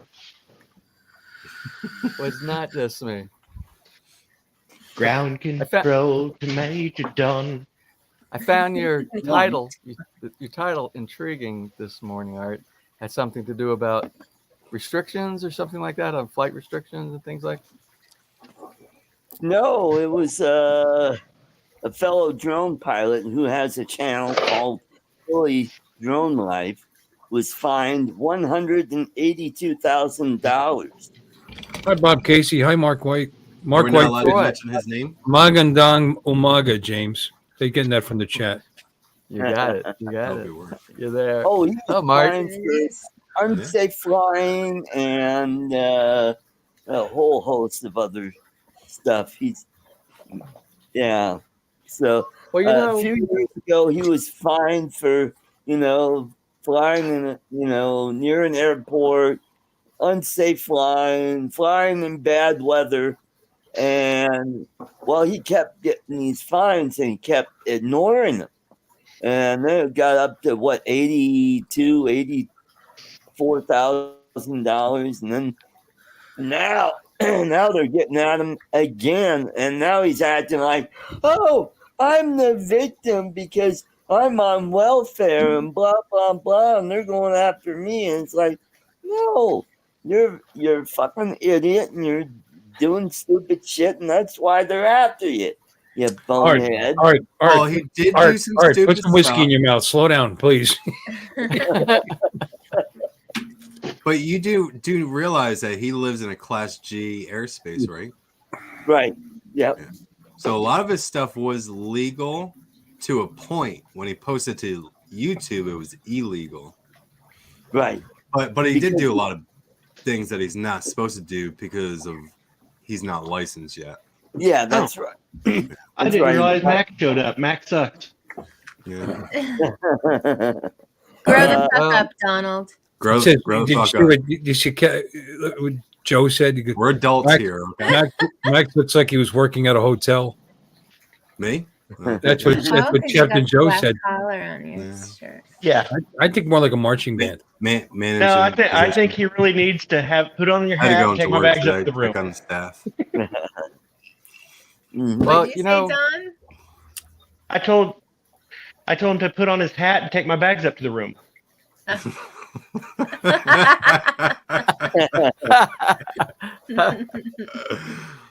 Fine, I'll take off my shirt, okay? No. That's Please what they all don't. want. Yeah. That's what they all want. Yeah. He's got a T on. He's got a T on under there. Yeah. Yeah, he does. I mean, I was gonna take it this all off. is the Mary Burt show. So anyway. All right, so I guess we're leaving. Click it off. No, stick around. We're live bringing up the see, we gained a couple watchers. There you go. So James, you found a restaurant that sells steak in the Philippines. Wonderful. Oh, really good. Really good steak. And I think they also get USDA and they get the high end stuff because they're charging high end prices as well. We've been there before. We'd been there before. We were invited as guests of the people who did the roof on our house, and the owners of the company. That's Mayan and Jay Katigbach. They run Katigbach Roofing Enterprises here in Lipa. And after they did the installation, they took us out to lunch at this place. And I was shocked when I looked at the menu and I opened it up. I was shocked because it was like U.S. price. I mean, for two people, you could pay about $120 for two steaks inside there. And I'm like, in Lipa, in the Philippines? Are you serious? But luckily, our kind host that took us there, they're like, oh, don't worry about it. Get whatever you want on the menu. You don't have to get the cheap steak. Get the whatever you want. And we found out that the steaks were, I mean, if you want what you get in the U.S., the quality, and you can get that over here. But unfortunately, you're going to pay some of the same prices that you do inside the U.S. So we went. That's where I took. Ahead is normal. Yeah. Yeah, I took Ness back there for the Valentine's Day date, and we went back there, and the steak was phenomenal. It was really good. It's the only thing is we were concerned a little bit about. We thought maybe it was a fluke the first time we went there because it took us like 2 hours to get our meal the first time we went there with our friends. But you sit around, you're talking, you're having drinks, and time goes by pretty fast. And then I thought, well, maybe that was just, I don't know why, because it was during the middle of the week. And then we went on Valentine's Day, and it was the same. It took us like 2 hours. We got there about 7:30. We got served about 9:30 p.m. And there were still people. Yeah, while we were being served, there were still people that were coming in. And we started chatting with the people at the table. Well, it's at one of those fresh beef places. They had to slaughter the cow before they got you to meat, so. Yeah. It takes time. Yeah. Grow up. But they did a good job. I don't know if they do the dry, the aging or whatever it is. Whatever they do, it's perfect. The steaks are really good there. Oh, good. We'll go back, but we just already know that we need to be preoccupied with chat and whatever before we get our meal. Because it's gonna be a while. Or stock up on the liquor bar inside there. And that's the thing too, is when you order something on the side there, even if you order a drink, if you order a coffee or if you order a cocktail, it's going to take about 30 minutes for it to get to your table. That's, right. I think they're very they got short. that coffee. And they got too long for me. Yeah, that's too long. Yeah, we would pre-order our meal before we even left. We would call it in and then go in an hour later. Wow. We've called That's what we usually do. Yeah. That's too organized. We don't like waiting for me. Well, if you're hungry, and if it's gonna take 20 minutes to get there, they could have already been cooking. Yeah. Unfortunately, even this place that they don't accept reservations. It's the first come first serve kind of a thing. And we were trying to select restaurants for Valentine's night, and one place that I really like going to, they serve more like pastas and Italian type stuff, and it's right next to the Lake Taal, and they're only usually open on the weekends. It's like Friday and Saturday and Sunday, or Saturday and Sunday, but they were open. I saw on their Facebook pages they were open all week for Valentine's week, and then I called them. I kept calling, and I just nobody would answer the phone. So I left a text message. Am I going to be able to get in tonight? And I didn't get the reply on the message until we were already over at the steakhouse. But they're good too. There are some really good restaurants here though, and Western standards and all. No, good. Yep. So I'm still planning on coming in May, and it sounds like Ella and her mom are coming up to Manila, so I'm going to get back to Manila a day or so before I fly out, so I could see my goddaughter before I leave. Yeah.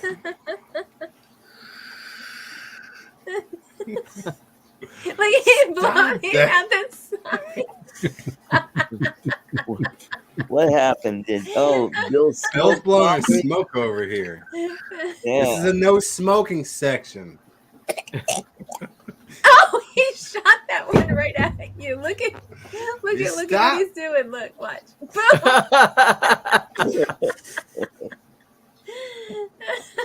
Good night, Warren. Have a good evening. So, James, do you follow this channel called Tom and Ruth's Philippine Adventure? I know. They're down by Davao. Anyway, they were reviewing this new device that's a translator, and it works pretty good. And some of the people in the chat, like Lon, was saying they have that for phones, and I checked out the one that had the highest ratings, and it's like, yeah, I could do it to translate, but it won't. It's this one you can actually talk into it, and then it'll translate, and it'll say the translated word, over the speaker, and I can't get to do that on my phone. Yeah, I know there are several of those out there, several apps that do that translation type thing. You probably even do it with Google. Google probably has one of those. Right. Google sucks though, right? Google? Mm-hmm. Google. I use Google Translate. Oh, yeah? Yeah. Oh, I thought it sucked. Yeah, Google. Yeah. And that's what I do. I use the Google Translate because I get people from We weren't supposed to. from on the channel. I get people from all over the world, and they'll type in their native language. And I mean, they'll, and if you get things like some characters from like Thailand or some Eastern Bloc countries, it's like you can't even read. It's like so but Google Translate does a real great job, and I reply. I use the opposite. I go in reverse and reply to them, and I don't know if the translation is correct. I'm hoping it is, and I'm not offending anybody. Who knows what I'm saying back to them, but it seems to work. It seems to work pretty good. Does it do smoke signals? Because I'm kind of wondering what Uncle Bill's saying. Yeah. Well, I turned my.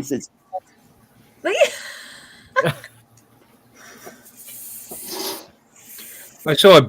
Oh God! Now my camera's done. Bill posts his has envy because he can't do. I was showing you got. You've never looked any better. Now imagine what inside your computer looks like. What does your walls look like? Now you did it. Yeah. Now you better get a cleaning cloth. Where's Ken when you need him? Yeah. Ken would clean that right up. Yeah. There you go. Just stay like that all the time. That needs to be your thumbnail for the episode. Got it. There we go. There we go. Now you get to enjoy all of this. Oh, the reason I asked, I don't know if you talked about it, about the guy getting fined and stuff like that. Yes. But I received. Who is this guy? No idea. I received something from Robbie RC. He got a hold of me on Messenger yesterday, the day before yesterday, just recently, and he sent me a link on a video here in the Philippines about. Now it was really interesting. It was about they're starting to put more rules and regulations on drones. I've kind of had the freedom since I started, because it really, when we started building the house here in 2017, there might have been some rules, but drones were pretty much non-existent here. I was one of the first ones that was actually using drones, incorporating into the videos. But now everybody's doing it now, and I think it's starting to become a problem, because I noticed it when we went to Palawan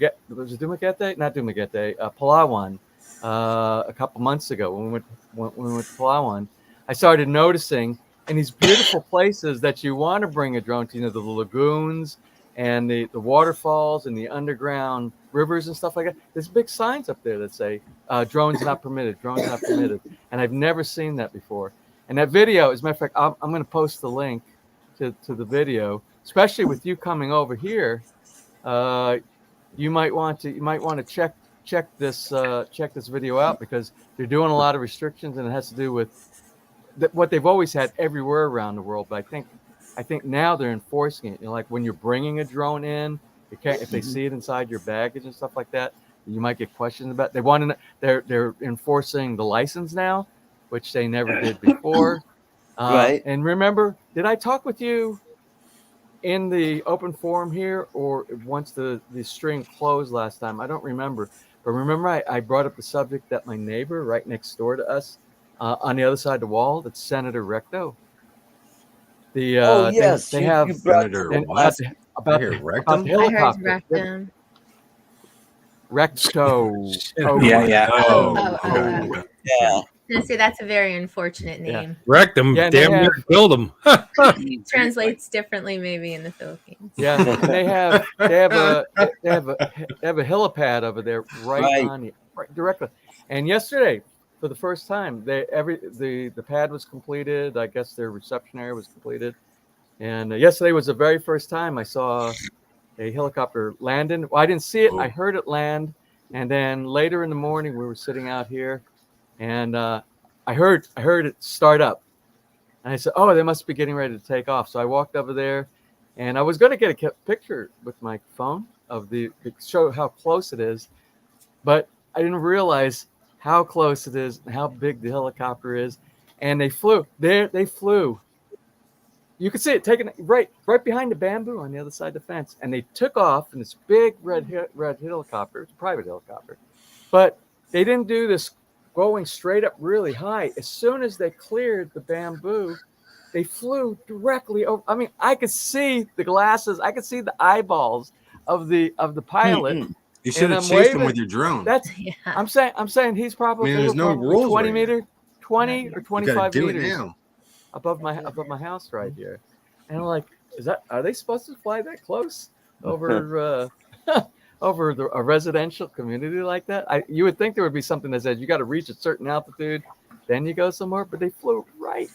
I'm telling you, I'm waving to the guy, and the guy's waving back down to me as he's going across. Senator, he can do whatever he wants. Yeah, I guess. Well, he's not just the senator. He's the Secretary of the Treasury for the Philippines. Right. Yeah. He's a former senator right now. And he's married. His wife is one of the most famous, a very famous previous mayor, governor, congresswoman, and that's Vilma Santos. And she's anybody, if you have any Filipino audience that's watching right now, everybody knows who Vilma Santos is. So it's an honor. I mean, it's an honor having the senator and Vilma Santos is. I'm literally 100 meters right on the other side of our side of our fence. Right. You need to get into FPV and chase that helicopter. That'd be awesome. There you go. Well, I have my Avada. I mean, he doesn't have rules right now. I don't know. It's like they all take turns being senators and mayors. My wife's mother was a senator and a teacher. Well, there's a lot. And then the father was a constabulary, which is like a marshal, and he was also the mayor of the town. Well, so my concern, like I voiced the last time we talked about, was I don't know if they're going to geo-fence that area right where their takeoff is over there. And then if you click on the link that Robbie sent, on that link it shows what they're doing for enforcement over here. And now they've got remember I said I didn't know how close I was when I was in Dumaguete, how close I was to the airport, but I was at a residential house, and I thought it was pretty far, but it's probably 7 kilometers away from the airport, and I couldn't take off. It stopped me. Well, in that video, it shows that the enforcement in the Philippines, the geofencing is 10 kilometers. And I'm almost, I would say, right at 10 kilometers, very close, maybe 11 kilometers from the airbase, the big airbase right here. So well, here, what you're saying is interesting because where I work is probably far enough to fly, except we're right in the path of where our building is right in the path of a runway. So because of that, you can't fly. Like there's one corner way in the back of the parking lot in the corner there that you can fly because we are far enough away. But because of the path, the takeoff and landing path of the runways, you can't take off. So I mean, that could But be, it's going to be more and more difficult to do, even for the hobbyist. It's going to be more and more difficult to be able to capture some really good videos around here. I mean, they break it down what the restrictions are, and the restrictions are, it's broken like into 3 different categories. One is the hobbyist, who has to have license and who has to have all these different certifications. And the next one has to do with commercial. If you're making money, basically that's what the commercial classification is. Right. And then there's another one after that. I forgot what it is, but so I'm wondering, like if you're doing this on YouTube and you're making money off of it. well, the guy he was talking about earlier, that's commercial one or of the things. hobbyist? That's one of the things that got him in trouble was the fact that he monetized his channel. Right. Right. If he wasn't, he probably could have gotten away with 3/4 of what happened. What he did. A lot of stuff he couldn't have. But it wouldn't have been anywhere near what happened. Yeah. But Big Brother's coming to the Philippines already here. As a matter of fact, on that video it shows the senator, and it's not our senator neighbor over here, but it's the senator who made the proposal and submitted the proposal for the higher restrictions for the government here. So they're starting to do crackdowns over here. Those kind of things, line of sight, which is, you're familiar with that because that's, visual line of sight. I think that's a regular restriction that they have in the U.S. If you're flying, you can't fly. And over here now, it's like you can't fly over populated areas. One of the things that the person who did the video, he made a comment, and he's in the Philippines. It's like, where is there not large, everywhere in the Philippines, it's just like large groups of people over here. Right. So where are you going to be able to fly without right? Interesting places to go that aren't with lots of people. So I remember when I was at Palazzo Verde, when I flew over there, I had been up in the air for about 5 minutes. I was flying around the sunflower field, and I got some video of the Palazzo Verde building. And I could see someone walking towards our car, and I hear Nancy say, "Oh, you better bring the drone down. We can't fly here." Okay, brought that down, but I did get a good video out of it. Hopefully you had the money shot already.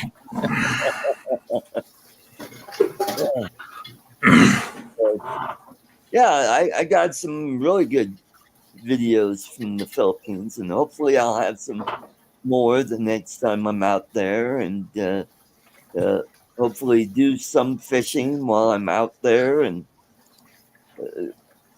most of the time I'll be with Irene and her family, and getting to know those folks, and maybe she'll take me up to where her piggery is. That might be quite a hike for me. To what? Piggery? Piggery. Yeah, she had a piggery for a while. The fuck is it? What the heck is a piggery? That's what's where a you piggery? Is that a place pigs. where you grow pigs? Where you raise? Yep. Yeah, raise pigs. Yeah. Raise pigs is called a piggery? Yep. Oh, I wasn't aware of that. Yeah, it's like the number one delicacy. I'll be right back. I'm gonna go take a shit. I thought that was the police department. No. What? Go back to the space station, Don. Don's taking a break for a little bit. Yeah. Don, did I tell you I fixed my truck? Yeah, I heard it. Did I tell you that I've run into a slight difficulty? I believe it had something to do with cutting a hole through your body. Yeah, I'm not doing that. No, I didn't think so. Okay. See, Charles just he doesn't care. It's your van. He just fucking cut holes in it. Take a shotgun. There's already too many holes cut in that thing. That's what she said. Mm. You guys So are piggeries. it looks like you have nice weather there. Oh, it's beautiful. We went from, it's still, the evenings are still cool. I mean, relatively speaking to us here, the evenings have been quite cool, but the days have been absolutely beautiful. I mean, because we went for such a long time with all these clouds. I was telling you all the problems I was having. I'm not getting enough solar to be able to charge the batteries and everything. But now pretty much every day for about the last week, it's been just like, it's kind of hard to see, but even though it's so bright, but the skies are pretty blue and there's a little bit of good. small amount of clouds. As a matter of fact, we'll be going in the pool Your today. beautiful background. I had to change mine to make it look. See, I live in. Me too. Yeah. Yeah, I cleaned the pool yesterday, so we'll be going. Today's Sunday. Oh, how many frogs did you pick out? Now there was one last night and we didn't get it. Marianne and I, we tag teamed on this frog all over, but this was the fastest frog I've ever seen around here. And every time I would put like the net in, because sometimes Marianne isn't quick enough, but she's usually pretty quick. She'll even dive her head inside the water and pull the frog out. But this was like super fast frog, and I couldn't even get it with the net, and I don't know where it. Then it did the hiding thing, and I don't know where it went. So I don't know. Oh, probably hid under a ledge or something, or down by the bridge. We don't have much of right now. Marianne is so good. We don't have a big problem with lizards or any reptiles around. Frogs, right? She takes care of it. The only thing is I just keep finding these dead frogs and these dead lizards all over the place in the living room and on my slipper, on my flip flop. It'll be. Hey, Dad! Look at what I brought you. But she helps keep the population down. She does a good job. Good. Any tuco? Did you catch any tucos? She hasn't caught a tuco lately. We have one that I keep saying it's hanging along back, but it hasn't been as vocal as it usually is with the tuco sound. Okay. You know? So I still maybe she got that too. I don't know. Well, I remember hearing those when I was at Samal Island. I'm like, what is that sound? And my Irene said, "Oh, that's the tuco lizard." Oh, that's the lizard James was telling me about. Yeah. They're actually beautiful. They're beautiful. I mean, they're actually beautiful. Yeah, they're pretty pink and green. With the pink spots that they have over. It looks like it looks like a lizard with measles. You know, it's got the spots everywhere on it. But they're beautiful. They're actually beautiful. Yep. Now I've seen some of the little lizards around your house. It seems skittering around. Hundreds of those. Yeah. Yeah. And those are the ones. Excuse me. Those are the ones that cause all the problems with my air conditioning units. They get on the printed circuit board inside there. Oh. And they lay their eggs in there, and then they short out the printed circuit board. Oh boy. Excuse me. Yeah. And that's like, oh, hold on, I'm gonna have to mute. Yeah, there you go. Mute. We had a 200 list with measles out at the truck stop, but the health department came out and shut her down. There you go. That's good. Oh. Yeah. But woodwork. I'm waiting on my delivery of wood. This time I'm doing something on the back porch. We'll be doing 1 or 2 episodes on that, and that we're doing a pergola on the second floor patio lanai up there, very similar to the roof here in the pavilion. And I've ordered the wood, and this time instead of me milling it myself, I'm having them mill it to save me time, and I'm just going to do the treatment for the termites and then the staining myself and do all the assembly. There we go. There's some of the furniture. You sent me those. That's your dad's stuff, right? Yeah, my dad made the mirror, and he made that low boy. That's what's called a low boy, and he made that chair too. Very talented. Yep. Yeah, he is very good with wood. I mean, he made about 90% of the furniture in our house. Yeah. The bed that I'm sleeping on, he made that. It's called what's called a cannonball bed, where the You know, it's like a 4-poster bed, but it's not. Doesn't go all the way to the ceiling, but it has like at each corner, it looks like a cannonball, and so he made that, and my dresser he made, and the blanket chest that I have he made, and the 2 nightstands, which are really dressers, small nightstand things with drawers underneath. Made both of those, so everything in my bedroom he made, and even the blanket holder, you know, where you fold up the blanket and you put it over this thing that holds them up. Yeah. So Well, your dad's very talented. Yep. And your mom and dad. Your dad made the low boy, and your mom and dad together made the low boy, right? Yeah, that's right. Anybody get that? Avada. I had to go get a little more dirty monkey. Dirty monkey. I got the screwball. Well, I got dirty monkey and I've got ugly dog. So, but dirty monkey, banana peanut butter. Oh, so if you mix them together, then you'd have a stinky dog,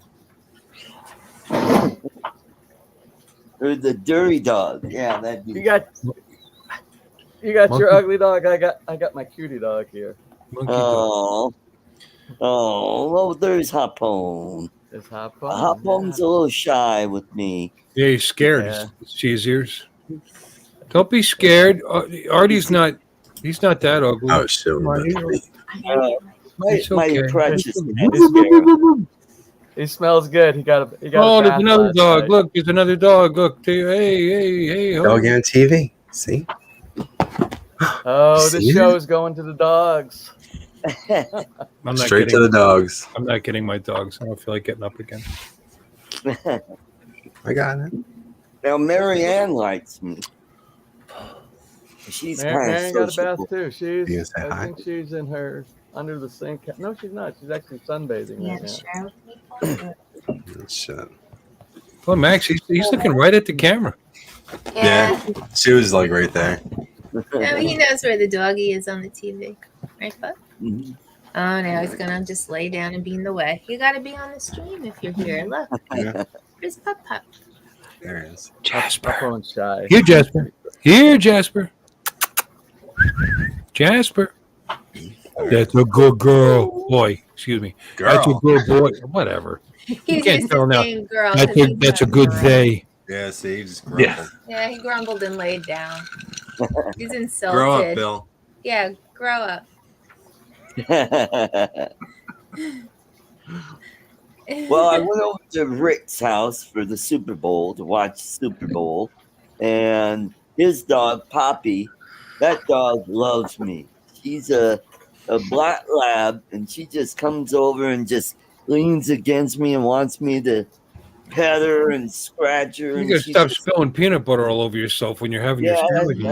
True. Yep. He smells like lunch. Yeah. There you go. Hey, has pepperoni grease all over his pants. That's a good little they. They, them, it, whatever. Mm-hmm.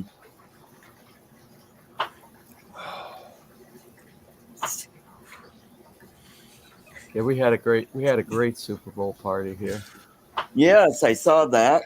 Yep. Did you see that? I was trying to look for the video at the end when the last few seconds of the game where everybody kind of went crazy, but I think it must be on my phone or maybe I deleted it. I'll bet you that was very exciting. I should have watched it. You have a channel, James? It was the the Super Bowl was like. It was like I gotta tell you that's like the most exciting Super Bowl I've ever seen. If you have to rate them, that was probably the best one for me. Yeah, it was a pretty good game. Even though the 49ers really screwed up on a few plays. Yeah. Well, Yeah. the 49ers dominated. Their defense Yeah, they dominated the first dominated half. just and, like the and- Lions game. dominated the first half, and Well, then most of the game. second and it half. seemed like at halftime, the Kansas City figured out what their playbook was, and Well, they were able to. that's what a good coach does. He comes back in the second half, and you see a difference. It was I mean, great. but it was. I mean, to go into overtime and to everything that happened down to the last seconds of the game, it was exciting. That's the kind of a game.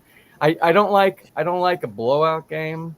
I don't like a 0-0 game because that's even boring. No, But that game would was- be that was- Australian football. No, that'd What be happened to the soccer. good old days when the first team that scored in overtime won? Get him, Dominic. This is the first time they used the new rule changed. They should I know. It's the new rule. Yeah. I know. I know I because they did that for Kansas City only. That's it. That well, and that's where San Francisco screwed up.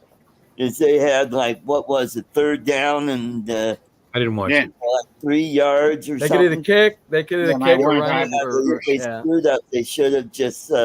I think, and they had a guy open. You know, when he threw over the guy's head, there was a guy. They missed an extra point. They missed an extra point. Yeah, And, and then they should have. They seem to like running up the middle. Right.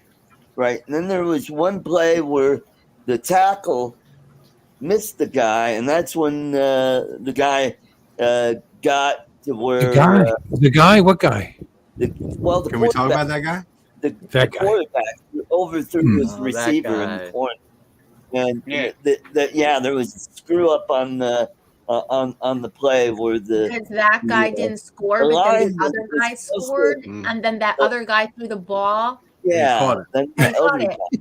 You're Yeah. describing every game this season. That's right. That's right. The guy and the other guy and the guy and the guy. The If you other saw the guy. game, you should be able to Well- name some people. I'm just saying. I didn't see it. So Well, I'm talking about the tackle that should have. If he would have gone the up, tackle guy. gotten the offensive guy that was in front of him instead of going to his right, which he blew the No, I think it was Oh. left. yeah. You blew somebody? Yeah. Yeah, No, it The guy went left. no, but it was his right. yeah. hmm Damn.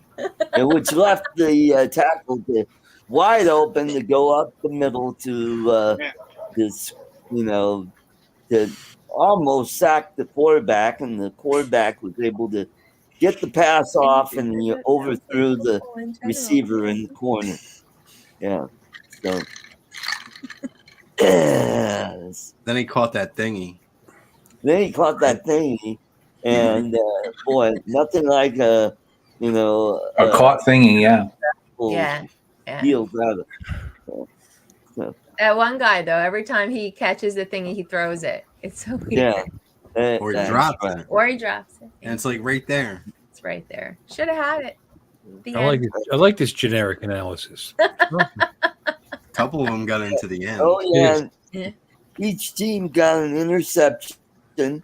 Fortunately, the San Francisco one didn't turn into any points. I don't think any of the interceptions turned into any points. But Well, then let's forget them.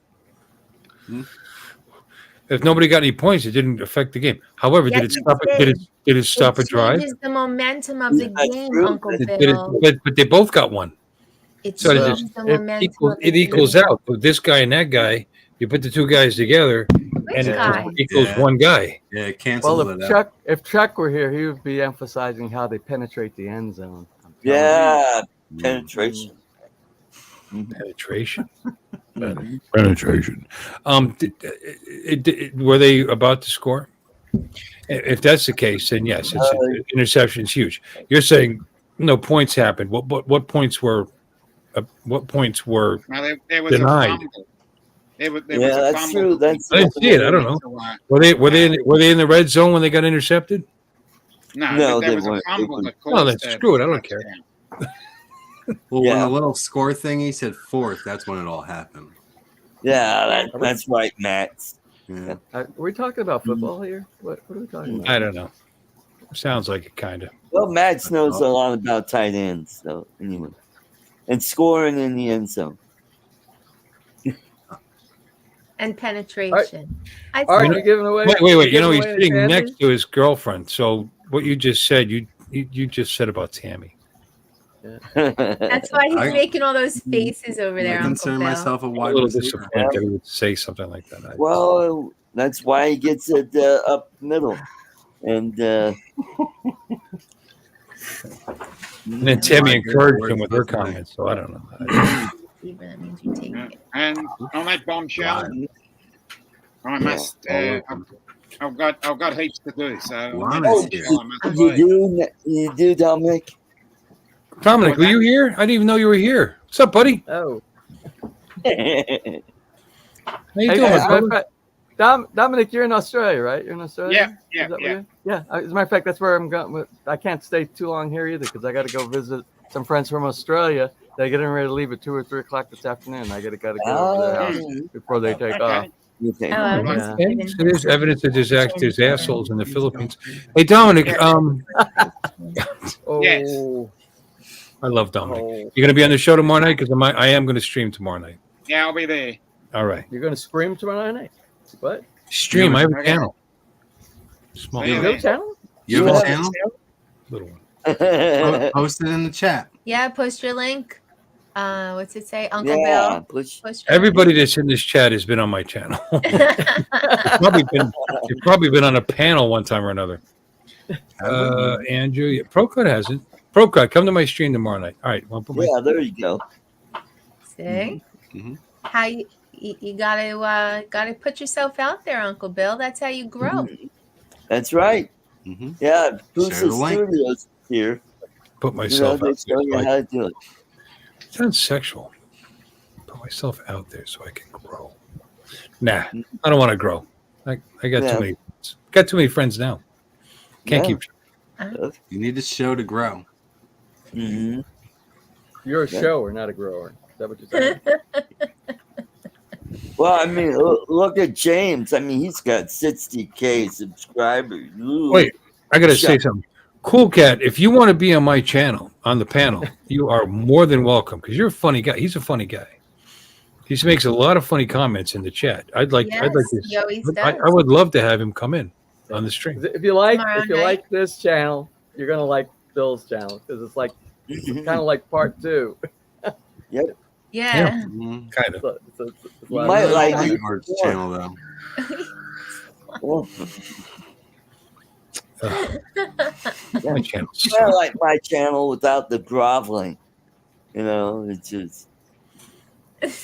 Oh, was that a hint? You want money? Here we go. He played the train before know. you got Where's the here, train, Uncle Bill. No, Uncle Bill ducked it. Um, Uncle Bill is off the hook. Don't do it, Bill. He already played Don't the do train. There you go. And there's- There we go. 10 new memberships. you know, James, this channel will take pesos too. See, that thing shows that I've been paying you for 32 months. Shit. So okay, let's all right. We'll do something. Yeah, let's do membership. How come you're never over at Tammy's channel? I'm so tired Thursday night. I think, oh, Tammy's on tonight, and then I wake up and it's too late. We have done that on Sunday nights though. We're like planning to go to Uncle We're Bill's, We're and then always at Bill's. we fall We are asleep. always at No, we've Bill's. done that like 8 times. Unless we're mad at him.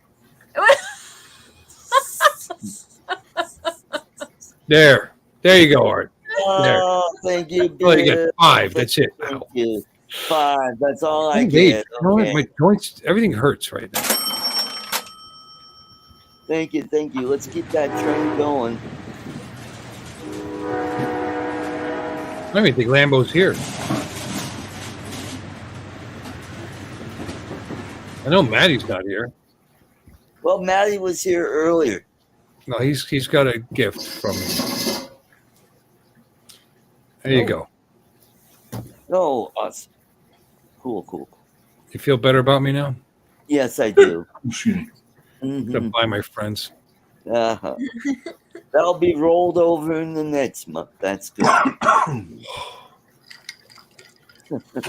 Are I any of think. those people here? Oh, Mark's here. Right? Mark, you still here? Nope. He was here earlier. I thought, wasn't he? Oh, Yeah, he was here earlier. Exiled and Exiled FPV got one. Jerry Bauer, Lambo, Mark R. White, Nice What? Drone World. They all got one. Oh, cool. Well, that's what I'm looking at, but I think Mark's the only one. Oh, Jerry's here. Was here. Is Jerry here now? Yeah, no, I don't think he would. Bill picks all these people. Yeah, half these people left because I was talking about fixing my truck. Yeah, He's supposed did to. On and That- on and It's just on and on. uncomfortable. Well, Neither are you. Mhm. is it time to hop down, Papa? hmm All right, coming. So now I have to get up early, and the weather is nice and it's not too friggin' cold. I'll go out and fly Cool my cat, you drone. are funny. You're just as funny as Don. You're not as funny looking as Don, probably, but you're funny as Don. Yep. I'm looking at the chat.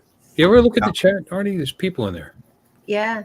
Yeah. You know what Oh, I do funny. have merchandise. It's Ow. I have a spring link. Oh. Yeah. Andrew, about the don't think memberships. I've We're gonna ever do laughed we're at gonna do Donald Trump. memberships. We're gonna do memberships later on this year, because what we're gonna do some like live streaming events for the membership members only, and that'll be things like us doing the musical jams down inside the basement with other people, visiting people and all, because it's a pretty special thing. So we'll be doing. No, something like Andrew that. thinks you should be a member of this channel.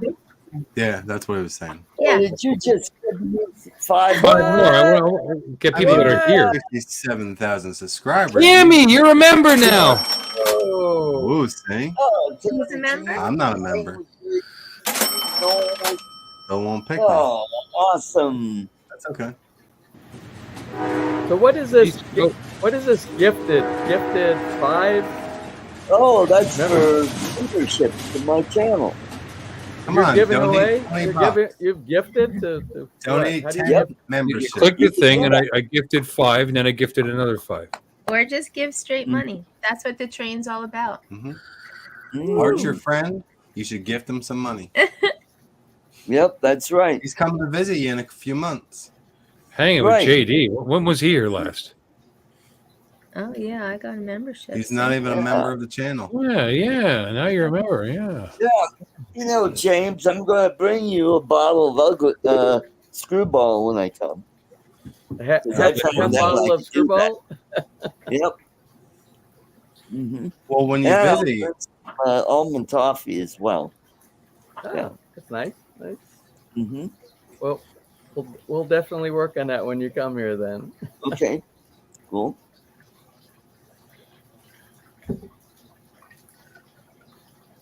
Oh, Oh, Lon's still here. Cool Cat says it's only available on PC. Oh, can you find it on your iPad? I don't know. Does that even exist? What is that? Accept gifts? I don't know. Is Yeah, it there? you have to hit that to get any of these handouts. yeah, you can't do it from your phone. Oh. It's from a PC. Oh, it's from a computer. Yeah. Oh, you got to do it from your home page. Website. Okay. Oh, web Lon browser. didn't know what the train is all about? Oh, Lon not know about the Oh, train. he he's being knows. sarcastic. He Oh, knows it's a different train here, Lon. It's a Yeah. different train. It's not what you were thinking. Yeah. Oh, Andrew says he found it. There you go. It's small, Yeah. but he found it. He found it. Put it away, Andrew. My beverage is good, Andrew. Yeah. Yeah. Yeah. So, James, Bill, you'll have to stock up on some Red Horse or San Migs for me. We're always stocked up on San Mig. Ah, there you go. Yeah, we I just haven't had tried Red Horse before. Yeah, you know, every Saturday we have our open gate for all the neighbors that come. We had it again last night, and Cool. that big. That's That's why we fun. got the big ref down inside the tiki bar, and it's full. It's full of San Mig. Yeah, Ah, it seems to be favorite around here. Have you gotten any of the Sam Mig Dark? That's pretty good stuff. No, well, I think they call it pale pills. Is that the one you're talking about? The pills? Right. Yeah, the little Yeah, swine. and the little brown bottle. Yeah, we have one of the guys that comes here most Saturday nights. That's all he drinks, so I keep that in the rep for him also. I'm not a big. Yeah. I'm not a big. I can drink it, but I'm not a big fan of So that bring one. your own. No, we just need friends. True that.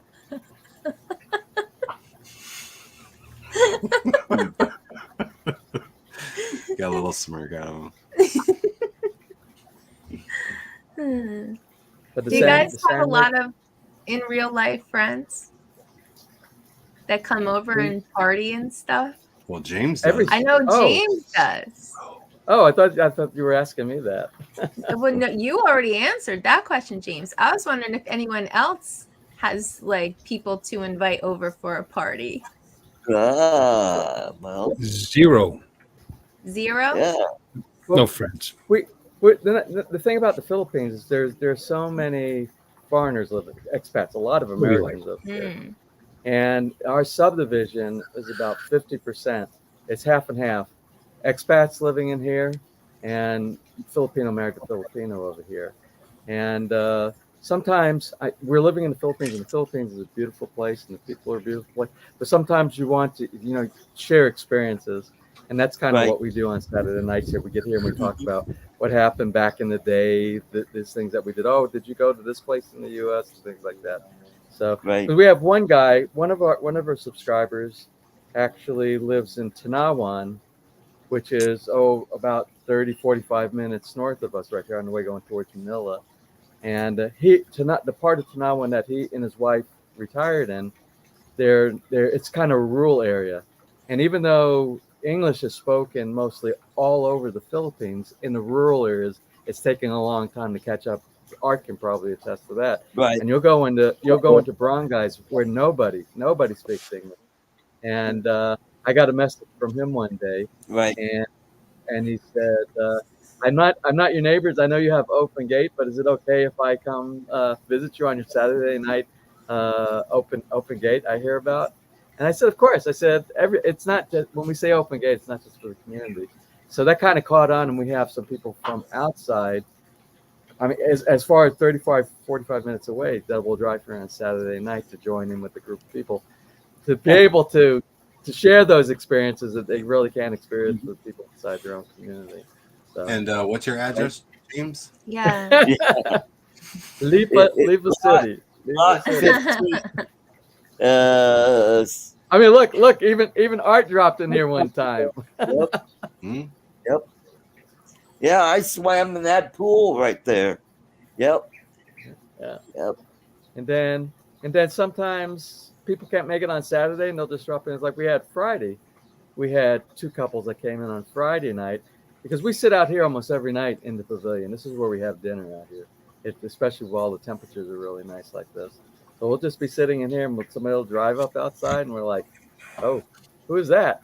I don't know." That? And then they'll come to the gate, and they're like, "We heard you have open gate." I said, "Well, it's not Saturday, but you're more than welcome. Come on in." There you go. So, what's your address? Yeah, he's got food too. Sierra Maria. Well, you guys are more than welcome anytime. If you happen to be over here, you're more than welcome to come in and join in with the festivities. Thank you. They're only 1 mile south of Manila. It's an easy trip, because you get right on it's like the interstate in the U.S. It's called the expressway. Yeah. They start. You do there's two of them. Yeah, there's the SLEX from Manila to about halfway down around Calamba, and then around Calamba it becomes the Star Tollway. It's the same road. It's just like an interstate. Yeah, we could do that if we wanted to, I guess, except, we'd have to like actually having people in our house, which we don't. We never have anybody over. Is it not clean? Well, it's just me and it's very clean, and we want to keep it that way. Keep them They'd still have to clean up. That's the thing. So this this is Beaver it's set plate. up really nice. It's very comfortable Classic for Ford. entertaining No, I here. mean before You they- see, we got the open space. This is all open. You know, we got this is the pavilion. You know, we got the I got a backyard. pavilion right here. You know, Come on, the sitting gate's here. open to the backyard. Open gate. Go We ahead. cook. But You can see I got my waffle maker there. here. We just got Yep. done, and then we have so that we don't have to worry about the main house getting dirty or anything like that. In the basement where the tiki bar is and our movie theater lounge area, the I've music been studio. down there. We have the CR, the comfort room, the bathroom is right there. Yeah. So we don't you don't have to take off your shoes or Yeah, anything you going don't in have that to area go like you do in the behind main house. the banana tree and take care of business. So I mean, it's really accommodating for entertaining, and everybody feels really comfortable because it seems like this is the place. But what's really nice is we have so many of those neighbors that are building right now. You've been following, like Ann and Mark that are building right 2 lots behind us. We have the lot that I did the video, the real 1 minute video of the swimming pool over there. That's Scott and Marv from Saipan. Those guys, they both showed interest. They said, "Listen, when we get our house done, instead of you doing, because we've been doing this for 2 years. We've been doing this Saturday night thing for 2 years." Yeah. They said, "What we'd like to do, we'd like to also host. So we'll go over there one weekend. We go to the other neighbors. It'll be nice. That'll be really nice once everybody around here starts doing this." And What we used to do in my neighborhood when I used to live in Aurora, Colorado, we called it 1 month we'd go to one neighbor's house for dinner, and then the next month to a neighbor, and it would be a different theme each month. Yeah. Like if we went to, Did you let them know you were coming? You showed up with 30 people. Yeah, there you go. Yep. So I got to try some Russian cuisine and some other cuisines from around the world that were pretty good. We're gonna do and it's in the plans. When I say in the plans, it's in my mind. It's not written down or anything. But we're gonna do another update video on cost of living inside the Philippines because it's changed. I think the last cost of living that I did, I don't know, maybe it was 2018. It's been quite a while since I did the last cost of living, and I want to do a comparison specifically from the U.S. to the Philippines over here, because I started to notice something that hit me really quickly in my mind when I went to McDonald's earlier this week, and I'd seen somebody posted on one of the the news things, Flipboard or whatever it is. And I saw an article, somebody complaining about the prices at McDonald's. They got like a meal, the little meal, which is like a burger, fry, and a drink, and it was $9. I think it was $9 is what it was. Yeah, but you see, it depends on where you live. I mean, that's why it's hard to compare it to the United States, because every state's But that's different. what I'm saying. That's why I want to do the comparison. That's why I want to do the comparison, because I got the same meal this week at the McDonald's here, and it was 240 something peso, 249 or something like that, which is equivalent to $4.50 or something like that. And compared to, it's like half. It was like half what the size? price. What kind of burger? I got a quarter pounder with cheese. And I got the upgraded. I upped my from the medium to the large fry, and it was funny. It was funny. I went in there and and she said, "What drink do you want?" And I said, "I want a Coke." She said, "How is Coke Zero?" I said, "You got Coke Zero, but you don't have Coca-Cola." That's all. They had Coke Zero and Sprite, and then water is what they had inside. And I'm like, well, I don't know. Why would they only offer Coke Zero? They're trying to feed me a healthy soda while I'm eating a burger that's saturated in fat. I just didn't understand. I didn't McDonald's sucks. Got to make up for it a little bit. You're going to eat all those trans fats and everything. Right. Cut your sugar back a little bit. There you go. But anyway, Sprite, is it a diet Sprite or regular Sprite? Is it regular Sprite? I don't know. I did because I don't like Sprite anyway. So when she said Sprite, I said no. I don't. So we ended up getting the Coke Zero, but it was okay. Art, kick this guy off the chat, Wasn't. off the panel.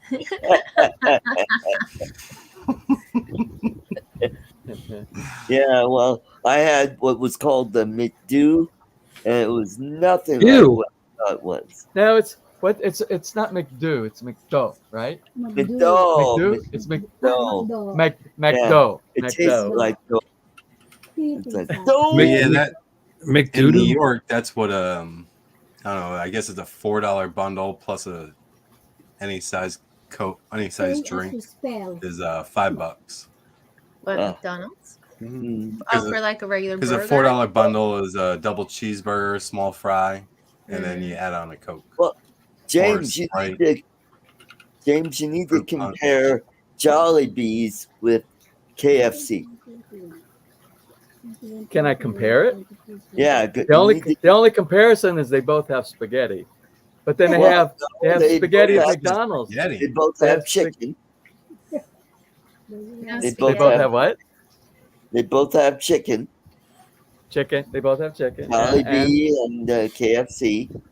Yeah, I've had KFC and it's comparable to what we got here. It's pretty good. I've never had Jollibees though.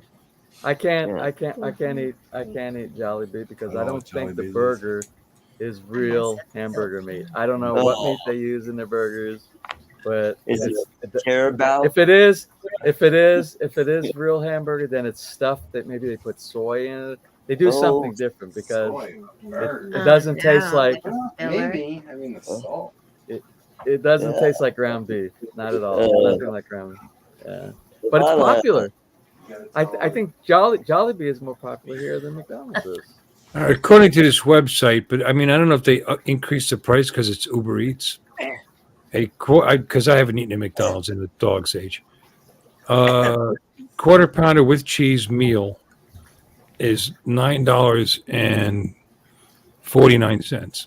That's what the guy said when I saw in the news thing. And if you want you want the large, you add $1.40. Mm-hmm.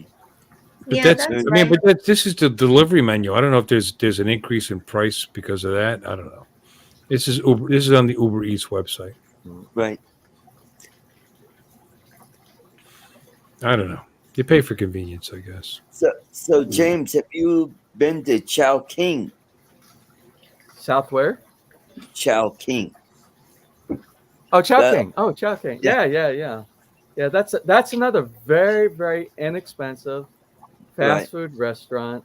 They're small portions, but when you're in the mall, doing your shopping and stuff like that, it's fine. That what they have inside there. It's for me and us.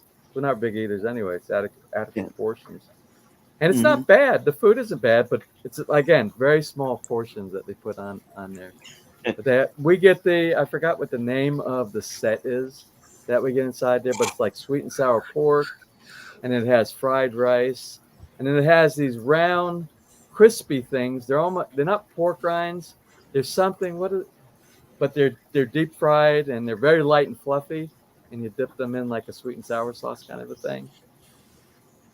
Rocky Mountain oysters. The meal is only like what's the meal, babe? Maybe like $189 or $150, 200.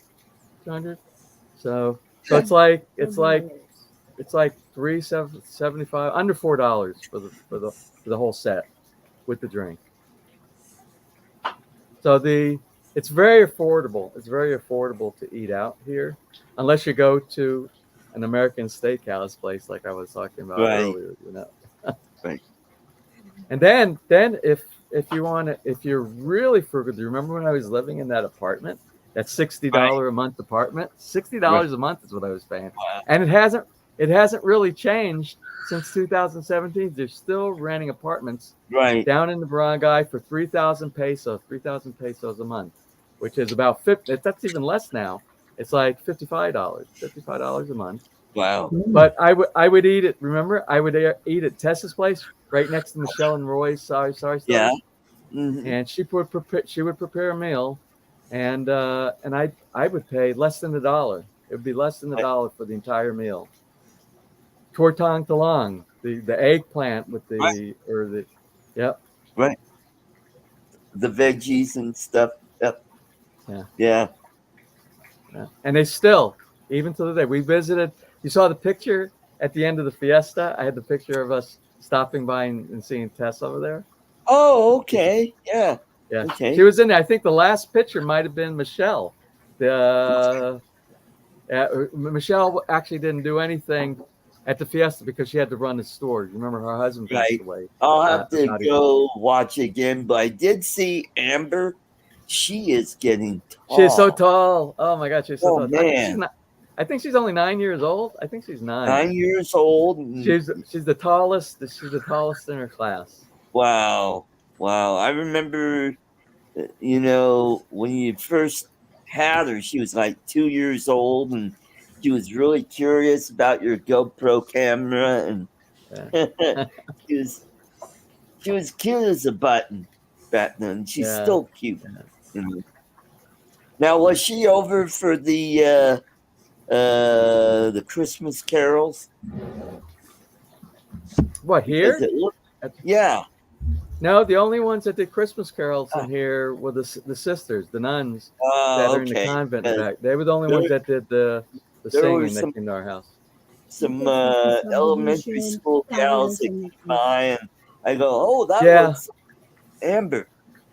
Yeah. That's the drawback. That's the drawback of living in a gated community over here. Okay. The interface, outside the gate, with the interface inside, it's kind of. They don't allow people from the outside because it's like a private community. So that's why we always go and we always spend time with the people on the outside. Right. And then we invite some of the folks from the outside. Can't invite everybody inside, but we have some people come over and we sit back here and someone with families, they enjoy the swimming pool and things like that. Cool. And if you saw during the fiesta at the very end when they did the procession that came through, right? And I know you can probably see my hand. That was shaking all hands. that big group of people. That was the Knights of Columbus, and they come here every year around New Year's or Christmas time, because we help sponsor some of the families inside in the community. We do donations to them so they can spread the wealth of the families out there. Mm-hmm. Mm-hmm. And they all seem to know you, so it's like, oh, James. Yeah, if you ever live in the community, you're like family with the community, and that's this is a cool community. Yeah. That's why I wonder why people don't get out enough around here. I keep encouraging people, go out, meet the people inside the community. I said there's a whole nother world out there, but that's unfortunate sometimes when foreigners move over here. They move and then they stay within the confines of inside the stuff. Yeah. They rarely get out. Mm-hmm. And I'm like, well, you moved over here to experience the Philippines, but you're not going to experience the Philippines if you don't get out there and meet the people and learn the culture, But everybody's different. Everybody's different. They have different goals for retirement. Right. Yeah, some people are like that. They just want to go over and just kind of settle into their little space. And hey, and then there's some people that are like you that they're outgoing and just want to, and meet people and be part of the community, and I kind of want to do the same thing as well. Yeah. So we'll see how it goes when I go to Bakungan and see how well I'm accepted into that community there, because it's a small town, like 24,000 people, and it's like right on the beach, and so it'll be interesting to. Well, do you still talk with Nelia? I try to. I always say, hello, happy birthday, or happy Valentine's Day. Chris is the only one that really taunts me. Nelia,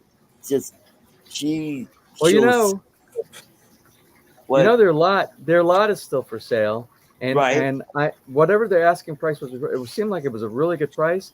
But we just had a crazy price increase on the properties here, because they're trying to stay in comps with all the other subdivisions, the gated communities around here, and they bumped up the price from 7,500 pesos per square meter to 10,000 pesos per square meter, and they're Whoa, still way what? under. So yeah, so if you're ever going to buy a property over here in a gated community, Right. I remember I said before, don't wait, get your property, because it's going to get to the point where most people aren't even going to be able to afford properties around here.